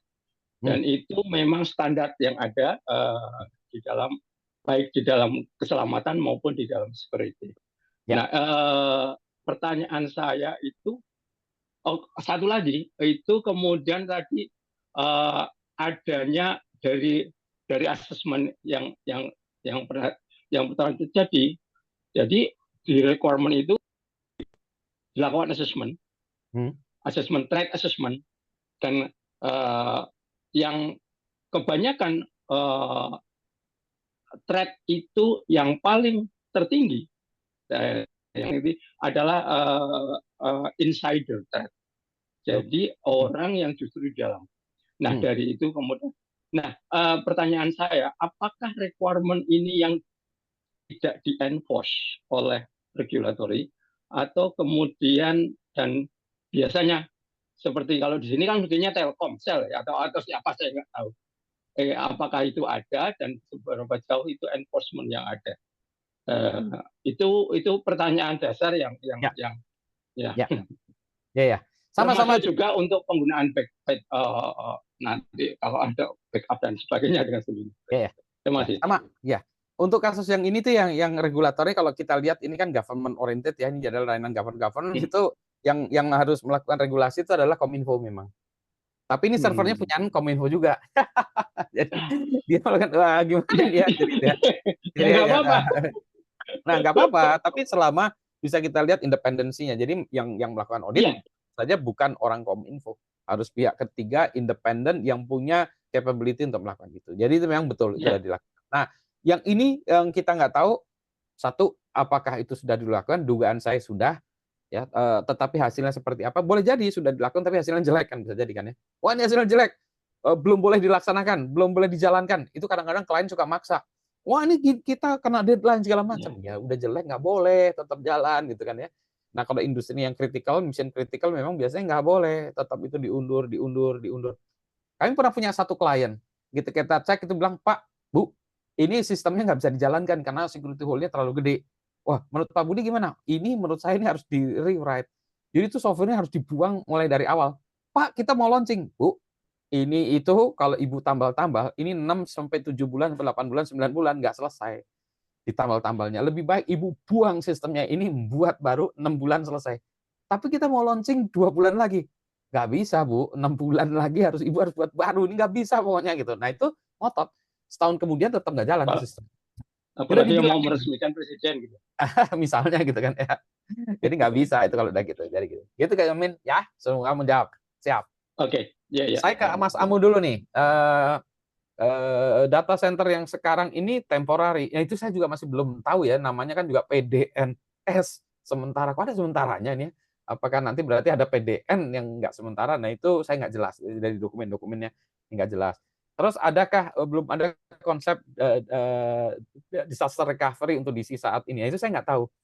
Kalau dari segi desain ya, saya udah ngelihat gambarnya yang saya peroleh dari ini ya teman-teman di diskusi, itu memang ada gambar tentang hubungan antara DC dan DRC-nya itu ada. Jadi ada gambar DC dan DRC. Jadi sebetulnya kalau dari segi desain itu sudah ada sih DC, ya, data center, DRC, kemudian nanti ada cold backup, ada gitu. Tapi kok ini nggak jalan ya? Kita yang belum tahu nih kenapa nggak jalan ya. Apa sebetulnya disaster recovery DRC-nya ini sebenarnya belum ada atau di jalan, atau karena beda teknologi dia masih belum bisa melakukan sinkronisasi atau gimana yang belum jalan. Jadi dugaan, ada orang menduga-duga ini sebetulnya dari DC ke DRC-nya ini belum nyambung. Jadi kalau mau restore dari DRC ya belum bisa gitu. Jadi mungkin jadi Mas Amu benar gitu ya. Nah, yang berikutnya nih Mas Izat, apakah kita bisa simpulkan ini abal di level pengelolaan EXE-nya which mean PAS or IaaS provider-nya? Kalau dugaan sementara sih memang iya sih begitu. Jadi di level itu di level itunya. Jadi yang penyedia itu kayak orang menyediakan virtual machine terus tiba-tiba kayak misalnya kita Amazon gitu ya. Terus tiba-tiba kita pelanggan Amazon terus dia bilang, "Oh, maaf ya, Mas. Ini ada gangguan di layanan kami, datanya hilang semua. Saya kasih mesin baru lagi ya. Silakan install aplikasi ulang." Itu kan udah nggak benar juga kan ya. Nggak bisa tiba-tiba begitu. Tolong install aplikasi ulang ya. Misalnya Mas Pujo komputernya saya reparasi gitu ya, atau saya ditaruh di tempat saya terus biasanya Mas Pujo komputernya hilang gitu. Ini saya kasih komputer baru ya. Mas Pujo bilang, di situ kan ada data saya Mas itu. Ya kan Mas Pujo yang harusnya membackup. Nah, ya itu yang menurut saya yang nggak masuk akal gitu ya. Jadi betul Mas Izat ini agak sedikit susah. Oke. Mas Taufik Yuniarto dari berbagai sumber di media pejabat menteri menjamin keamanan sistem informasi. Kalau layanan swasta kita bisa unsubscribe. Bagaimana mekanisme unsubscribe layanan publik? Nah, ini yang susah. Memang betul. Jadi tadi juga menjadi masalah nih yang sebetulnya menjadi masalah teman-teman di kementerian, lembaga ya KL dan seterusnya itu mereka pusing. Di satu sisi mereka tidak boleh mengadakan server untuk pengadaan server untuk milik mereka. Jadi mereka harus pakai layanan PDN ini.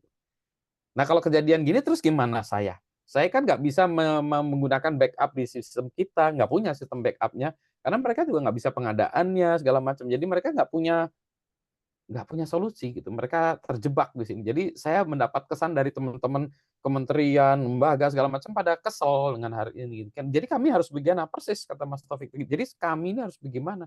Kita nggak bisa menggunakan layanan sendiri karena nggak boleh pengadaan segala macam menggunakan layanan itu, tapi kualitasnya seperti ini gitu ya. Jadi ya itu memang ya harus dicarikan, kan kita sekarang udah tahu ya ada masalah seperti ini.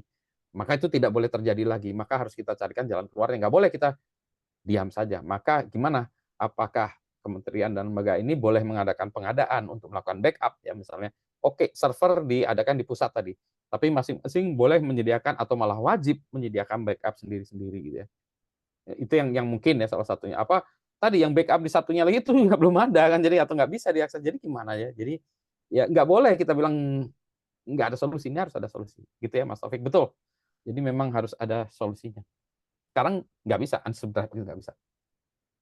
Mas Yusuf, jika sudah terjadi masalah seperti ini, langkah terbaik apa Pak Budi? Apakah pasrah data hilang? Karena ini tadi dijelaskan hacker memberikan key yang dilakukan benar, atau apakah ada trojan lain? Terima kasih. Jadi yang pertama tadi, kalau kita mau ini ya, kalau kita memiliki mekanisme backup yang bagus, maka lupakanlah kunci dari attacker. Kita install ulang sistem kita perkuat sistem kita harden, kemudian kita pasang restore data kita dari koleksi kita. Itu dengan asumsi kita punya mekanisme backup dan restore yang baik ya. Jadi kita lupakan itu ya, kita mulai awal fresh install dari kita sendiri. Kalau tidak punya, apa saya nggak punya Pak? Wah alhamdulillah kuncinya dibalikin lagi oleh si cracker attacker, dibalikin lagi kan? Kita balik lagi punya mission kita lagi, meskipun itu telat seminggu yang lalu gitu ya. Menjadi pertanyaan adalah sistem ini untrusted sebetulnya, karena kita nggak tahu ini sistemnya ini sudah tercemar. Tercemar gimana? Kalau secara teori memang sebetulnya ini sistem yang sudah tercemar. Secara praktikal, kalau kita praktikal, ya kan nggak boleh kan hanya teori aja kan, the show must go on, layanan harus tetap jalan. Maka yang bisa kita lakukan, kita gunakan sebagai itu yang ada ya tadi ya, yang sudah tercemar, tainted segala macam, maka kita lakukan proses monitoring dan sanitasi lagi, kita cek lagi gitu ya, data kita. Sambil sekarang kita udah tahu nih kita nggak punya backup, maka yang ini kita lakukan, bersihin lagi, kesempatan membersihkan, membackup, kerjaannya luar biasa berat. Ini paling cepat sebulan, paling cepat ya membersihkan lagi tuh paling cepat sebulan sih biasanya. Yang sudah pengalaman Pak itu teori atau praktek sih, teori ya nggak tahu ya teorinya, karena secara teori malah nggak boleh ya sebenarnya, karena ini sudah tercemar. Karena kita nggak punya data lagi ya, masa kita mulai dari nol lagi sih ya, kemungkinan besar tidak mulai dari nol, tapi dari data yang ya kita anggap data ini sudah tercemar. Maka kita harus berhati-hati menggunakan itu, kita monitor dan kita clean up ya, untuk next stage-nya lagi, versi 2-nya, versi 3-nya, versi 4-nya, versi 5-nya, atau versi berikutnya lagi, kita mulai dari itu, kita bersihkan dan kita siap dengan backup, dengan data yang kita sudah verifikasi menjadi lebih baik. Gitu ya, memang kerja keras sih, betul. Jadi Mas Yusuf gitu. Gitu ya, jadi itu ya, pasrah data hilang ya, kalau memang nggak ada apa-apa ya data hilang ya, tapi kan tadi kuncinya dibalikin ya, datanya balik lagi. Tapi nggak jelas nih katanya.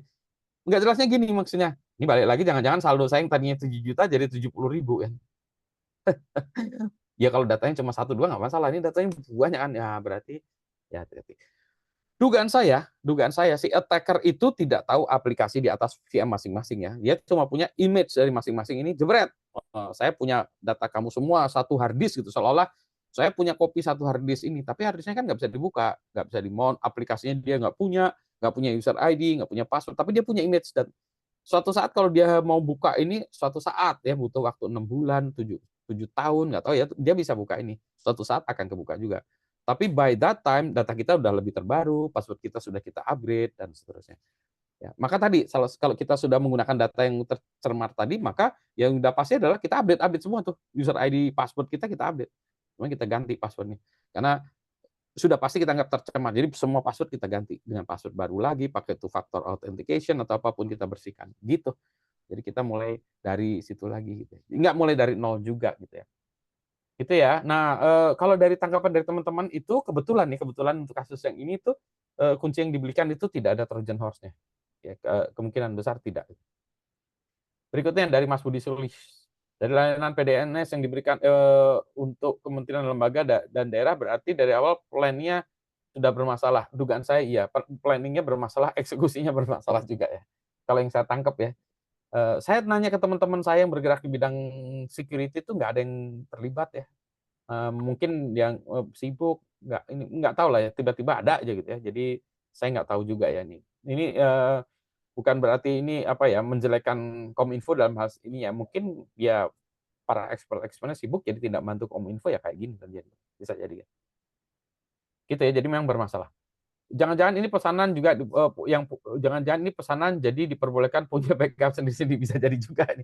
kalau konspirasi teorinya kita attack ini. Jadi kami sekarang boleh ya buat pengadaan barang-barang sendiri lagi ya. Kalau ini konspirasi teorinya Amin boleh jadi gitu supaya bisa ada pengadaan lagi di masing-masing kementerian, lembaga dan daerah. Dulu itu ditutup dan lain sekarang boleh lagi. Bisa jadi. Kayaknya benar tapi katamu gitu ya. Jadi sediakan anggaran untuk backup ya. Ya, jadi ada. Soal backup coba cari kisi-kisi dari audit BPK-nya ini ya. Ya, tapi kita kan harus ini ya, kita nggak boleh terlalu semuanya berpaku pada teori-teori kan ya. Misalnya ya BPK juga harus kita berikan ini sebagai pelajaran juga bahwa kalau pengadaan sebuah sistem yang namanya backup, sistemnya itu memang tidak dipakai. Memang fungsinya sebagai backup. Jadi bukan berarti apa ya tidak inefisiensi, bukan, atau quote unquote larinya ke korupsi, bukan, karena memang betulnya backup. Kalau bisa ditunjukkan bahwa itu adalah sistem backup yang mana itu dipakai, misalnya ya ada sistem backup, oke, ada proses switching ya, misalnya dari data center DC ke backup, ini nggak ada, atau backup restore nggak ada. Kalau dapat dibuktikan itu ya nggak masalah ya, memang benar backup harus ada, dan itu memang susah sekali ya, memang backup ini kalau dari kacamata pengadaan dari pimpinan pun, pimpinan perusahaan pun paling tidak suka punya sistem backup ini ya, karena itu aset yang tidak produktif ya kan, kita punya aset diem aja hanya sebagai backup gitu ya. Agak ini juga mengesalkan, bukan hanya BPK aja ya, tapi itu adalah kenyataan dalam dunia ya, bahwa kalau kita punya satu mission kritikal, ya kita harus punya backup. Sudah jelas Mas Budi, terima kasih. Ada kemungkinan permainan ordal untuk menghilangkan data di PNS? Menurut saya tidak. Ini kayak orang, jadi ada orang bilang, wah ini sengaja nih ada pemerintahan orang dalam supaya tadi ya ada datanya itu yang di-delete sebuah ini. Kan ini untuk menunjukkan bahwa ini tidak adalah kan kunci diberikan kan berarti datanya udah balik lagi ya sebetulnya. Jadi sebetulnya bukan sih. Itu kayak ini, ada orang konspirasi teori, virus itu dibuat oleh pembuat antivirus, membuat virus supaya dia laku. Enggak juga sih, pembuat antivirus saja udah pusing. Atau dokter itu dibuat untuk membuat penyakit supaya dia ada pasien terus. Dokter tuh kasihan, saya malah dia nggak gitu aja udah banyak pasiennya sampai jam 2 pagi kerjanya gitu ya. Jadi tanpa dia membuat penyakit sendiri pun dia udah susah. Jadi menurut saya tidak ada konspirasi seperti itu lagi gitu. Alhamdulillah dapat anggaran lagi. Aduh. Ya alhamdulillah. Enggak ada yang gitu. Ada lagi pertanyaan? Sebenarnya konsep data center di Batam, Serpong, dan Surabaya, apakah berdiri masing-masing atau apa namanya? Jadi istilahnya apakah mereka itu bisa saling membackup, terutama bila terjadi bencana alam? Ya. Yes. Kira-kira gimana itu? Mas, ya. ada Mas? Ya. Jadi ada kita bicara tentang kalau secara teori dulu ya. Teori kan kita punya sebuah data center tadi, pusat data. Yang namanya pusat data itu punya semuanya di situ. Sehingga kalau itu menjadi masalah adalah single point of failure, single point ya. Maka biasanya dibuatkan backup-nya dari sistem itu di tempat lain. Nah, pertanyaannya, di tempat lain itu bagaimana? Secara teori harusnya tempat lain itu berbeda secara geografis terhadap yang tadi. Sehingga kalau terjadi gempa, itu nggak kena gempa juga. Problemnya di Indonesia itu adalah kalau kita lihat ya dari bukit atas ya, bukit barisan terus ke bawah gitu kan ya. Terus ke atas lagi itu kan gempa semua ya sebetulnya gitu ya. Sehingga kalau kita melihat misalnya data center di Jakarta katanya, berarti satu tempat lain yang tidak satu secara geologi tadi nggak kena gitu ya. Berarti apa?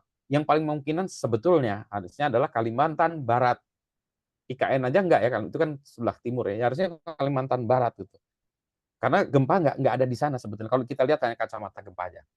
Tetapi data center tadi di Jakarta, di RC itu harus punya kemampuan yang mirip. Listriknya harus sama seperti pusat data centernya. Nah masalahnya kalau kita lihat ya infrastruktur listrik, telekomunikasi dan lain di Kalimantan Barat itu belum setara dengan pusat data center. Itu yang menjadi susah. Data center itu harus punya infrastruktur yang luar biasa. Maka kalau kita lihat kayak Google, Amazon, Microsoft gitu ya, data center itu memang tempatnya yang infrastrukturnya bagus-bagus. Selain listrik, juga pendinginan biasanya yang mahal.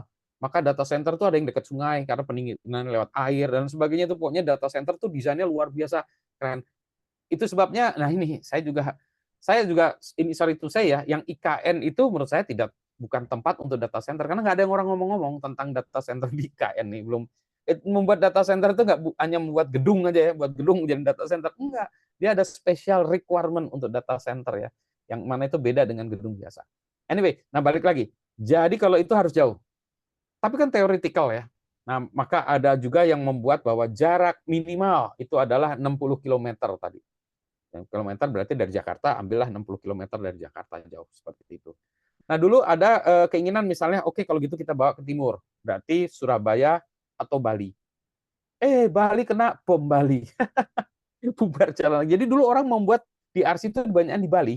Karena di Bali itu waktu itu, recovery-nya di Bali ya. Jadi selain infrastruktur listrik, telekomunikasinya bagus, dan juga penerbangan ya bagus. Sehingga kalau misalnya ada masalah di Jakarta, oke, 10 menit kita switch ke DRC, orang-orang diterbangkan ke sana, maka kita beroperate dari disaster recovery center ya DRC-nya. Kita operate dari sana, harus bisa switch itu. Nah, seberapa cepat dari DC ke DRC? 8 menit, 10 menit, 8 jam, 3 hari. Nah, itu yang harus itu ya. Nah, jadi kalau yang udah sekarang itu data di situ, maka ada juga orang yang di ya tempat lain ya, salah satunya di Surabaya yang tadi yang disebutkan itu, kemudian ada Bali, ada juga Makassar juga ya punya potensi itu. Dan satu lagi adalah Batam, memang begitu. Jadi itu. Jadi kalau dari segi desain tadi ada yang satunya misalnya di Surabaya, yang kedua di Serpong, yang ketiga di Batam, itu menurut saya sudah oke sih. Bahkan ada satu lagi, kalau orang yang sangat kritikal di luar negeri itu ada yang offsite backup itu di dalam bunker di luar negeri. Dulu ada waktu saya kerja di Kanada, itu kita offsite bunkernya itu di Amerika. Jadi itu buat semua filenya itu di archive, dikirim ke Amerika. Saya waktu itu nanya, ada bodoh waktu itu, kenapa itu dilakukan gitu? Kenapa kita save segala macam? Dia bilang gini, orang pengelola data center kami yang kerja di kampus, dia bilang gini, perhatikan aja, kalau di sini sudah ada penelitian nih, mahasiswa misalnya, udah meneliti doktoral, 6 tahun dia meneliti datanya, tiba-tiba mainframe-nya jebol, datanya hilang, 6 tahun hilang. Apa gak gila itu mahasiswanya? Maka itu di archive, disimpan di ini. Supaya kalau terjadi misalnya satu kota bencana, banjir satu kota, ya kita bisa switch ke backup yang ada di sana, mungkin backup-nya terlambat 6 bulan, 1 tahun, tapi nggak dari nol lagi lah gitu kira-kira gitu. Jadi gitu. Jadi konsep disaster recovery site tadi memang banyak teorinya gitu Mas Pujo. Jadi ada Jakarta atau Surabaya atau Bali atau Batam itu memang menjadi tempat favorit untuk meletakkan data center karena infrastrukturnya bagus. Tapi menurut saya yang harusnya dikembangkan juga adalah Kalimantan Barat karena secara geografis dia misah dari yang lain dan itu ya bukan nggak kena Bukit Barisan, nggak kena gempa gitu ya. Jadi itu tetapi itu harus listrik, telekomunikasi, penerbangan harus bagus ke sana. Gitu. Thomas, bagaimana? Ada tanggapan? Mas Thomas, Maju Islam, halo. Oh ini ada lagi nih. Mas Bayu Waspodo, silakan. Apakah perlu buat PDN di dalam laut juga kayak MS? Enggak. Jawaban saya tidak. Nggak harus segitu-gitu amat. Nggak usah ya. Kalau Elon Musk mah ada satu lagi di Mars dia buat nih. Enggak sih. Ada Mas Budi Sulistyo. Replikasi backup jika dilakukan tanpa sebelumnya melakukan klasifikasi sistem berdasarkan kritikalitas maka akan sangat mahal jadinya. Betul. Jadi kan kita mau backup nih, data semua mau kita backup, mau semuanya di backup, foto-foto kita mau di backup, kita mau backup kan ya, hard disk kita kan juga tidak semuanya kita backup kan ya, yang penting-penting amat. Ya foto jepretan makanan kalau hilang nangis-nangis lah, tapi foto jepretan makanan aja ya, nggak penting-penting amat gitu ya. Jadi itu menurut saya ya harus kita inilah ya lihat-lihat mana yang pentingnya. Betul, jadi kata Mas Budi Sulistyo, biasanya kita lihat dalam hal ini ya melakukan itu dari kritikalitas dari sistem, maka sistem yang sangat-sangat kritikal atau high gitu ya, kita mesti harus buat backupnya. Ya harus buat dengan skala yang backupnya yang macam-macam ya, misalnya bisa real time, semi real time, offset segala macam.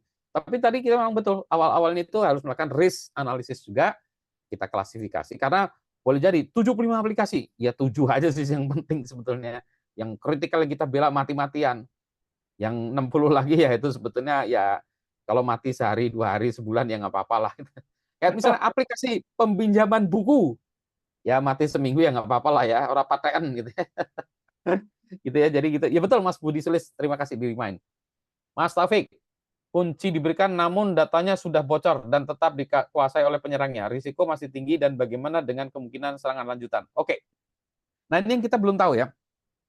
Kalau ransomware zaman dulu, dia menyerang kayak sebelumnya WannaCry, sebelumnya itu dia gini, menyerang, jelek, hard disk kita tuh di password semuanya, terus dia minta tebusan passwordnya tuh ya, untuk memberikan kuncinya. Hard disk Mas Purjo di ini semua di encrypt. Untuk bukanya tolong dikirimkan 300 juta lewat Bitcoin gitu kan ya. Ya sudah. Nah, itu yang ransomware versi dulu. Kalau ransomware sekarang bukan gitu. Masuk komputernya Mas Pujo, dia download dulu tuh semuanya. Download dulu datanya, baru dia encrypt, jebret. Nah, baru dia bilang, Mas Pujo, kalau mau kuncinya bayar 300 juta. Mas Pujo, nggak mau, saya pasang reinstall lagi ya, kayak tadi saya sarankan reinstall lagi. Oke, nggak mau bayar, maka datanya saya publish di internet. Gitu. Yang kedua ini mungkin dari gitu. Betul, Mas Taufik, datanya dia juga udah punya. Hanya, nah, kalau hard disk kita, sistem kita itu biasanya datanya berbentuk image saja tuh. Jadi satu file, raw file gitu ya. Dia kemungkinan juga belum tahu datanya isinya apa, kepentingan datanya apa, aplikasinya apa. Itu biasanya kalau habis dapat datanya tuh kayak gitu dia belum tahu. Jadi dia sendiri belum tahu ini data pentingnya apa. Mungkin juga nggak penting-penting amat gitu ya. Tapi dia belum tahu kan. Tapi dia bilang saya punya data. Nah, diancam-ancam dulu lah. Mas Pujo, diancam nih saya punya hard disk. Kata Mas Pujo, silahkan itu hard disknya isinya game semua, monggo gitu kan ya. Dia nggak tahu juga ya. 6 bulan kemudian dia baru tahu, ini hard disknya game, udah game colongan pula. Jadi dia udah habisin waktu untuk nge-crack itu, bisa jadi demikian. Yes, betul, dia sudah dapat datanya, tapi menurut saya dia belum tahu datanya itu value-nya apa dari datanya itu. Karena kita pun tidak tahu value data itu seperti apa. Contoh nih, misalnya nih, yang kita kena adalah data ITB punya data transkrip semua mahasiswa ITB, misalnya ya, misalnya. Emang value-nya berapa sih data transkrip semua mahasiswa ITB? Katakanlah gini, saya punya data transkrip semua mahasiswa ITB. Mau nggak Mas Pujo beli datanya itu seharga 500 juta? Mas Pujo, kemahalan, Mas. Nggak mau kan ya? Oh, itu berarti value-nya bukan 500 juta. 50 juta aja, Mas. Wah, tetap kemahalan, Mas. Gimana kalau 50.000? Nah, itu baru saya beli, Mas. Berarti datanya harganya value-nya cuma 50.000. Jadi tidak perlu diamankan. Gitu. Yang tadi kata Mas Budi Sulis tadi itu. Harus dicek dulu itu value dari datanya itu. Jadi Mas Taufik memang betul kemungkinan satu dia punya datanya, kemungkinan dia, tapi dugaan saya dia belum tahu value-nya. Serangan selanjutnya, serangan lanjutan. Nah, ini menurut saya masih penting. Ini penting karena kita nggak belajar lesson learn-nya. Boleh jadi kuncinya udah dibagiin, tapi kan dia bisa nerobos lagi karena kita nggak tahu dia masuknya lewat mana. Kalau masuknya lewat kelemahan sistem, berarti sistemnya harus diperkuat ya, di harden. Kalau kelemahannya lewat SOP tadi ya, salah lalai, berarti SOP-nya harus diperbaiki. Ya, itu yang harus di harden SOP-nya atau kulturnya harus diperbaiki. Nah, itu yang lebih susah lagi gitu ya. Nah, jadi tadi memang harus dicari dulu, masuknya lewat mana, sebetulnya apa. Sehingga kemungkinan serangan berikutnya itu bisa diperkecil. Bukan dibuat nol ya, tapi diperkecil. Sehingga dia akan mencari target-target lain yang lebih mudah diserang daripada itu ya. Karena itu, membutuhkan waktu lama. Dengan saya nyerang tempat lain lah yang lebih gampang. Ya, itu Mas Taufik. Jadi kemungkinan serangan lanjutnya ada, kalau kita nggak belajar ya kena lagi. Ya akan kena lagi sih. Tapi kalau kita belajar, seharusnya tidak. Mas Budi Sulis, oke, Mas Jumut Anak, oke, Mas Istiari Widodo. Selain backup, aspek lain yang perlu dipertimbangkan adalah sistem monitoring dan network traffic event alat mendeteksi anomali yang mencurigakan. Nah, itu dia, betul. Jadi tadi kita tidak mengandalkan kepada kayak antivirusnya aja gitu ya, Windows Defender-nya aja, tetapi ada tadi tuh sistem monitoringnya, anomali traffic, dan sekarang itu memang sudah lebih banyak yang menggabungkan berbagai sumber gitu ya, sehingga kalau ada anomali di sini harus. Permasalahan itu kadang-kadang bukan hanya ketersediaan tools-nya aja, tapi adminnya juga harus peka terhadap tools-nya gitu ya. Jadi kalau ada gitu, jangan dicuekin. Itu kan tadi udah ada tanda-tanda Windows Defender-nya dimatiin ya. Harusnya kan nggak boleh dicuekin. Harusnya ada something ini, udah ada tanda-tanda gini ya. Jadi udah harus ada action-nya. Nah, jadi itu yang harus diperbaiki lagi. Oh, kalau ada action ini harusnya gimana. Betul Mas Istiari Widodo. Jadi memang sekarang sudah banyak tools-toolsnya memang pantas dimiliki. Mas Mas Amu, sudah ada forensik reportnya untuk serangan ini, tapi belum dibuka ke publik. Setahu saya gitu, saya lihat ada beberapa diskusi yang mungkin saya tidak bisa sebutkan juga ya. Saya lihat IOC-nya segala macam. Meskipun awal-awalnya juga saya agak sedikit meragukan ya, karena agak ada yang aneh itu dari tanda-tanda insidennya itu ada waktu itu yang agak aneh itu menurut saya hash value-nya kok sama antara SAA dan MD5 artinya agak aneh ini, mungkin agak kurang cermat aja waktu itu ya. Jadi itu yang belum dibuka ke publik dan memang tidak untuk konsumsi publik sih memang kalau forensik gitu ya. Jadi untuk si pengelola dan pihak-pihak terkait, tetapi lesson learn-nya secara umum harus dibuka ke publik. Lesson learn-nya ya, tidak harus detail-detailnya. Yang detailnya itu tidak untuk konsumsi kita. Oke, Thomas, PDNS mengapa sementara? Mesti ini jadi hikmah dalam konteks PDN tetap betul sih. Nah, kalau menurut saya itu ada masalah administratif ya, kemungkinan itu yang mungkin bukan teknis bahasannya, dan saya sendiri nggak ngerti. Dugaan saya sih teknis, Pak Thomas. Kamu konsep PDN tetap sudah ada roadmap implementasinya 2-3 tahun. Nah, Mas Amu tuh udah cerita. Gitu. Siap. Gitu Mas Pujo. Adakah lagi? Foto dulu. Oh iya, sebelum lupa nih kita foto dulu ya. Sebelum pada bubar semua karena sudah semakin malam, maka kita foto-foto dulu. Ayo sebelum ini kita foto dulu semuanya. Remove spotlight gimana? Sudah saya remove spotlight-nya, sudah Mas. Sudah. Sudah remove spotlight. Sekarang kita mau foto bersama dulu supaya seru-seru. Nanti instruksinya sama seperti sudah ya, nanti 1, 2, 3 ketawa ya. Ini ada 2 halaman di tempat saya. Satu persatu dulu kita sisir dulu, sisir. Kang Dida sisiran dulu. Wah, kaosnya dibenerin dulu. Yang pakai hijab dulu. Yang pakai sarungan dulu. Nah, itu Mas Islam. Pertanyaan enggak itu? Oke ya, kita mulai ya. Oke. Instruksi 1, 2, 3 ketawa. Oke, halaman kedua, ada halaman kedua, maaf. Halaman kedua kita potret juga ya. Oke, halaman kedua nggak tahu halaman kedua ya. 1, 2, 3 ketawa. Oke, siap. Kembali ke Mas Pujo. Ya, ini Mas Thomas bisa open cam untuk berdoa. Mana? Aku mau nanya, belum ada kesempatan nggak? Boleh. Silakan. Ini Mas Bud ya, tadi konklusi dari semua itu, kalau kita ngambil pengalaman-pengalaman hacker atau peristiwa yang seperti ini dari berbagai dunia ya, kan pasti udah banyak gitu ya. Nah kemudian solusinya tuh kira-kira yang paling umum seperti apa? Apa dipenuhi permintaan hacker gitu, suruh tebus duit sekian juta dolar atau berapa begitu kan? Itu pada umumnya dilakukan seperti apa? Dan yang terjadi di Indonesia ini dengan PDN ini, solusinya seperti apa yang dilakukan oleh pemerintah? Termasuk juga yang dari BSI, kalau tahu BSI itu waktu itu kejadian kayak gitu, solusinya apa? Apa BSI bayar sama hackernya atau gimana gitu? Ini pertanyaan awam nih. Tapi mengambil pelajaran dari yang udah-udah tuh, contoh-contoh konkret solusinya seperti apa? Ya, itu pertanyaan saya. Terima kasih. Siap. Yang sudah-sudah, kalau saran saya biasanya tidak usah dibayar, gitu. Karena ini we don't negotiate with itu ya, nggak ada tuh. Jadi kayak gini-gini tuh bukan usulannya harus dibayar. Jadi menurut saya tidak usah dibayar. Satu gitu ya, sudahlah. Gitu. Ya sudahlah dianggap ya sudah. Tetapi yang perlu kita ingat berarti backup and restore itu yang harus kita perkuat selalu ya, backup and restore. Berarti kita sudah tahu masanya bahwa oke, kita sekarang harus punya backup data kita yang penting. Itu aja sih sebetulnya. Udah nggak usah dibayar, udah gitu ya. Ya kita terima aja lah gitu. Kita mulai lagi dari restore system, kita masukin data lagi, kita mulai dari situ ya. Tapi lesson learn-nya tadi supaya kita nggak kena lagi. Gitu. Yang dilakukan oleh PDN sekarang ini apa Pak Bud? Saya nggak tahu ya. Setelah kunci diberikan, menurut saya sudah jalan lagi. Saya nggak tahu nih jalan lagi itu pakai data yang setelah dia pakai baru lagi gitu, atau data yang lama kemudian sistemnya di harden ya, diperkuat gitu, yang lamanya dibalikin lagi. Saya nggak tahu. Dugaan saya sih yang kedua tadi dibalikin lagi gitu ya. Tetapi kan kalau dibalikin lagi kan berarti kita mundur nih kena tanggal 20. Sementara kayak imigrasi kan dia sistemnya sudah berjalan tuh, datanya udah ada data yang baru lagi kan ya. Selama tadi sistem di down, dia kan punya data yang baru lagi, orang keluar masuk Indonesia dan lain sebagainya. Nah itu harus bagaimana memerge data yang baru ini terhadap ini, itu kan ada satu kerjaan lain yang harus dibereskan.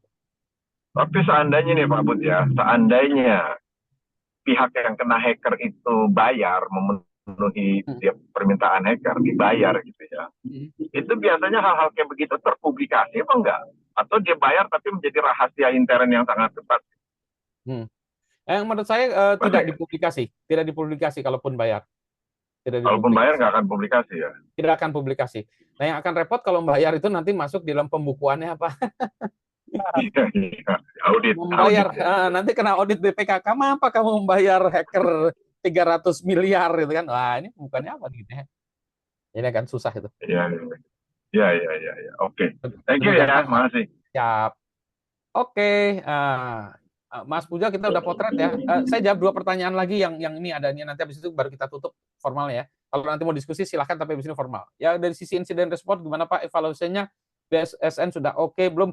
Ini saya sebetulnya sangat kasihan terhadap BSSN karena terang ini yang BSSN ini menjadi tameng ya bagi teman-teman yang dia terpaksa harus melakukan forensik segala macam ya. Ini after the fact sudah kejadian, maka diturunkanlah BSSN untuk melakukan forensik dan lain sebagainya. Saya sebetulnya heads off ya, salut terhadap BSSN karena mereka terpaksa harus bekerja ini gitu. Jadi baguslah BSSN, tapi hasilnya seperti apa saya belum tahu. Monitor ini update publik di share di situ. Monitor IG-nya Kominfo dan Polhukam update publik di share di situ ya. Kalau yang publik ya, tapi yang tidak publik kita nggak tahu. Demikianlah Mas Pujo, kita tutup dulu Pak. Ngitip ke Mas Thomas ya. Mas Thomas, bagaimana?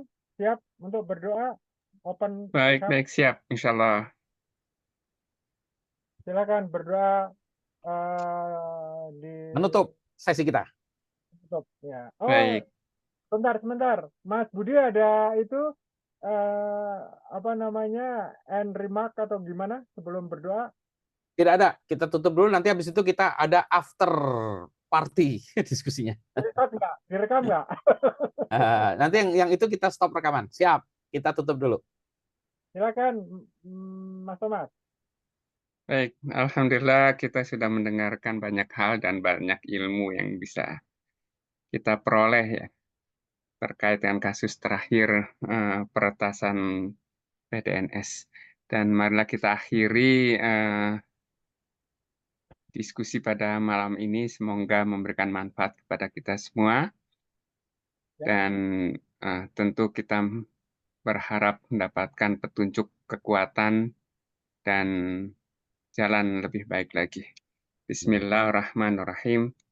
Subhanakallahumma wa bihamdik asyhadu an la ilaha illa anta astaghfiruka wa atubu ilaik. Rabbana atina fid dunya hasanah wa fil akhirati hasanah wa qina adzabannar. Amin ya rabbal alamin. Sallallahu ala Muhammad wa ala alihi wasahbihi wa baraka wasallam. Assalamualaikum warahmatullahi wabarakatuh. Waalaikumsalam warahmatullahi wabarakatuh. Terima kasih. Terima kasih. Ini saya silakan rekaman.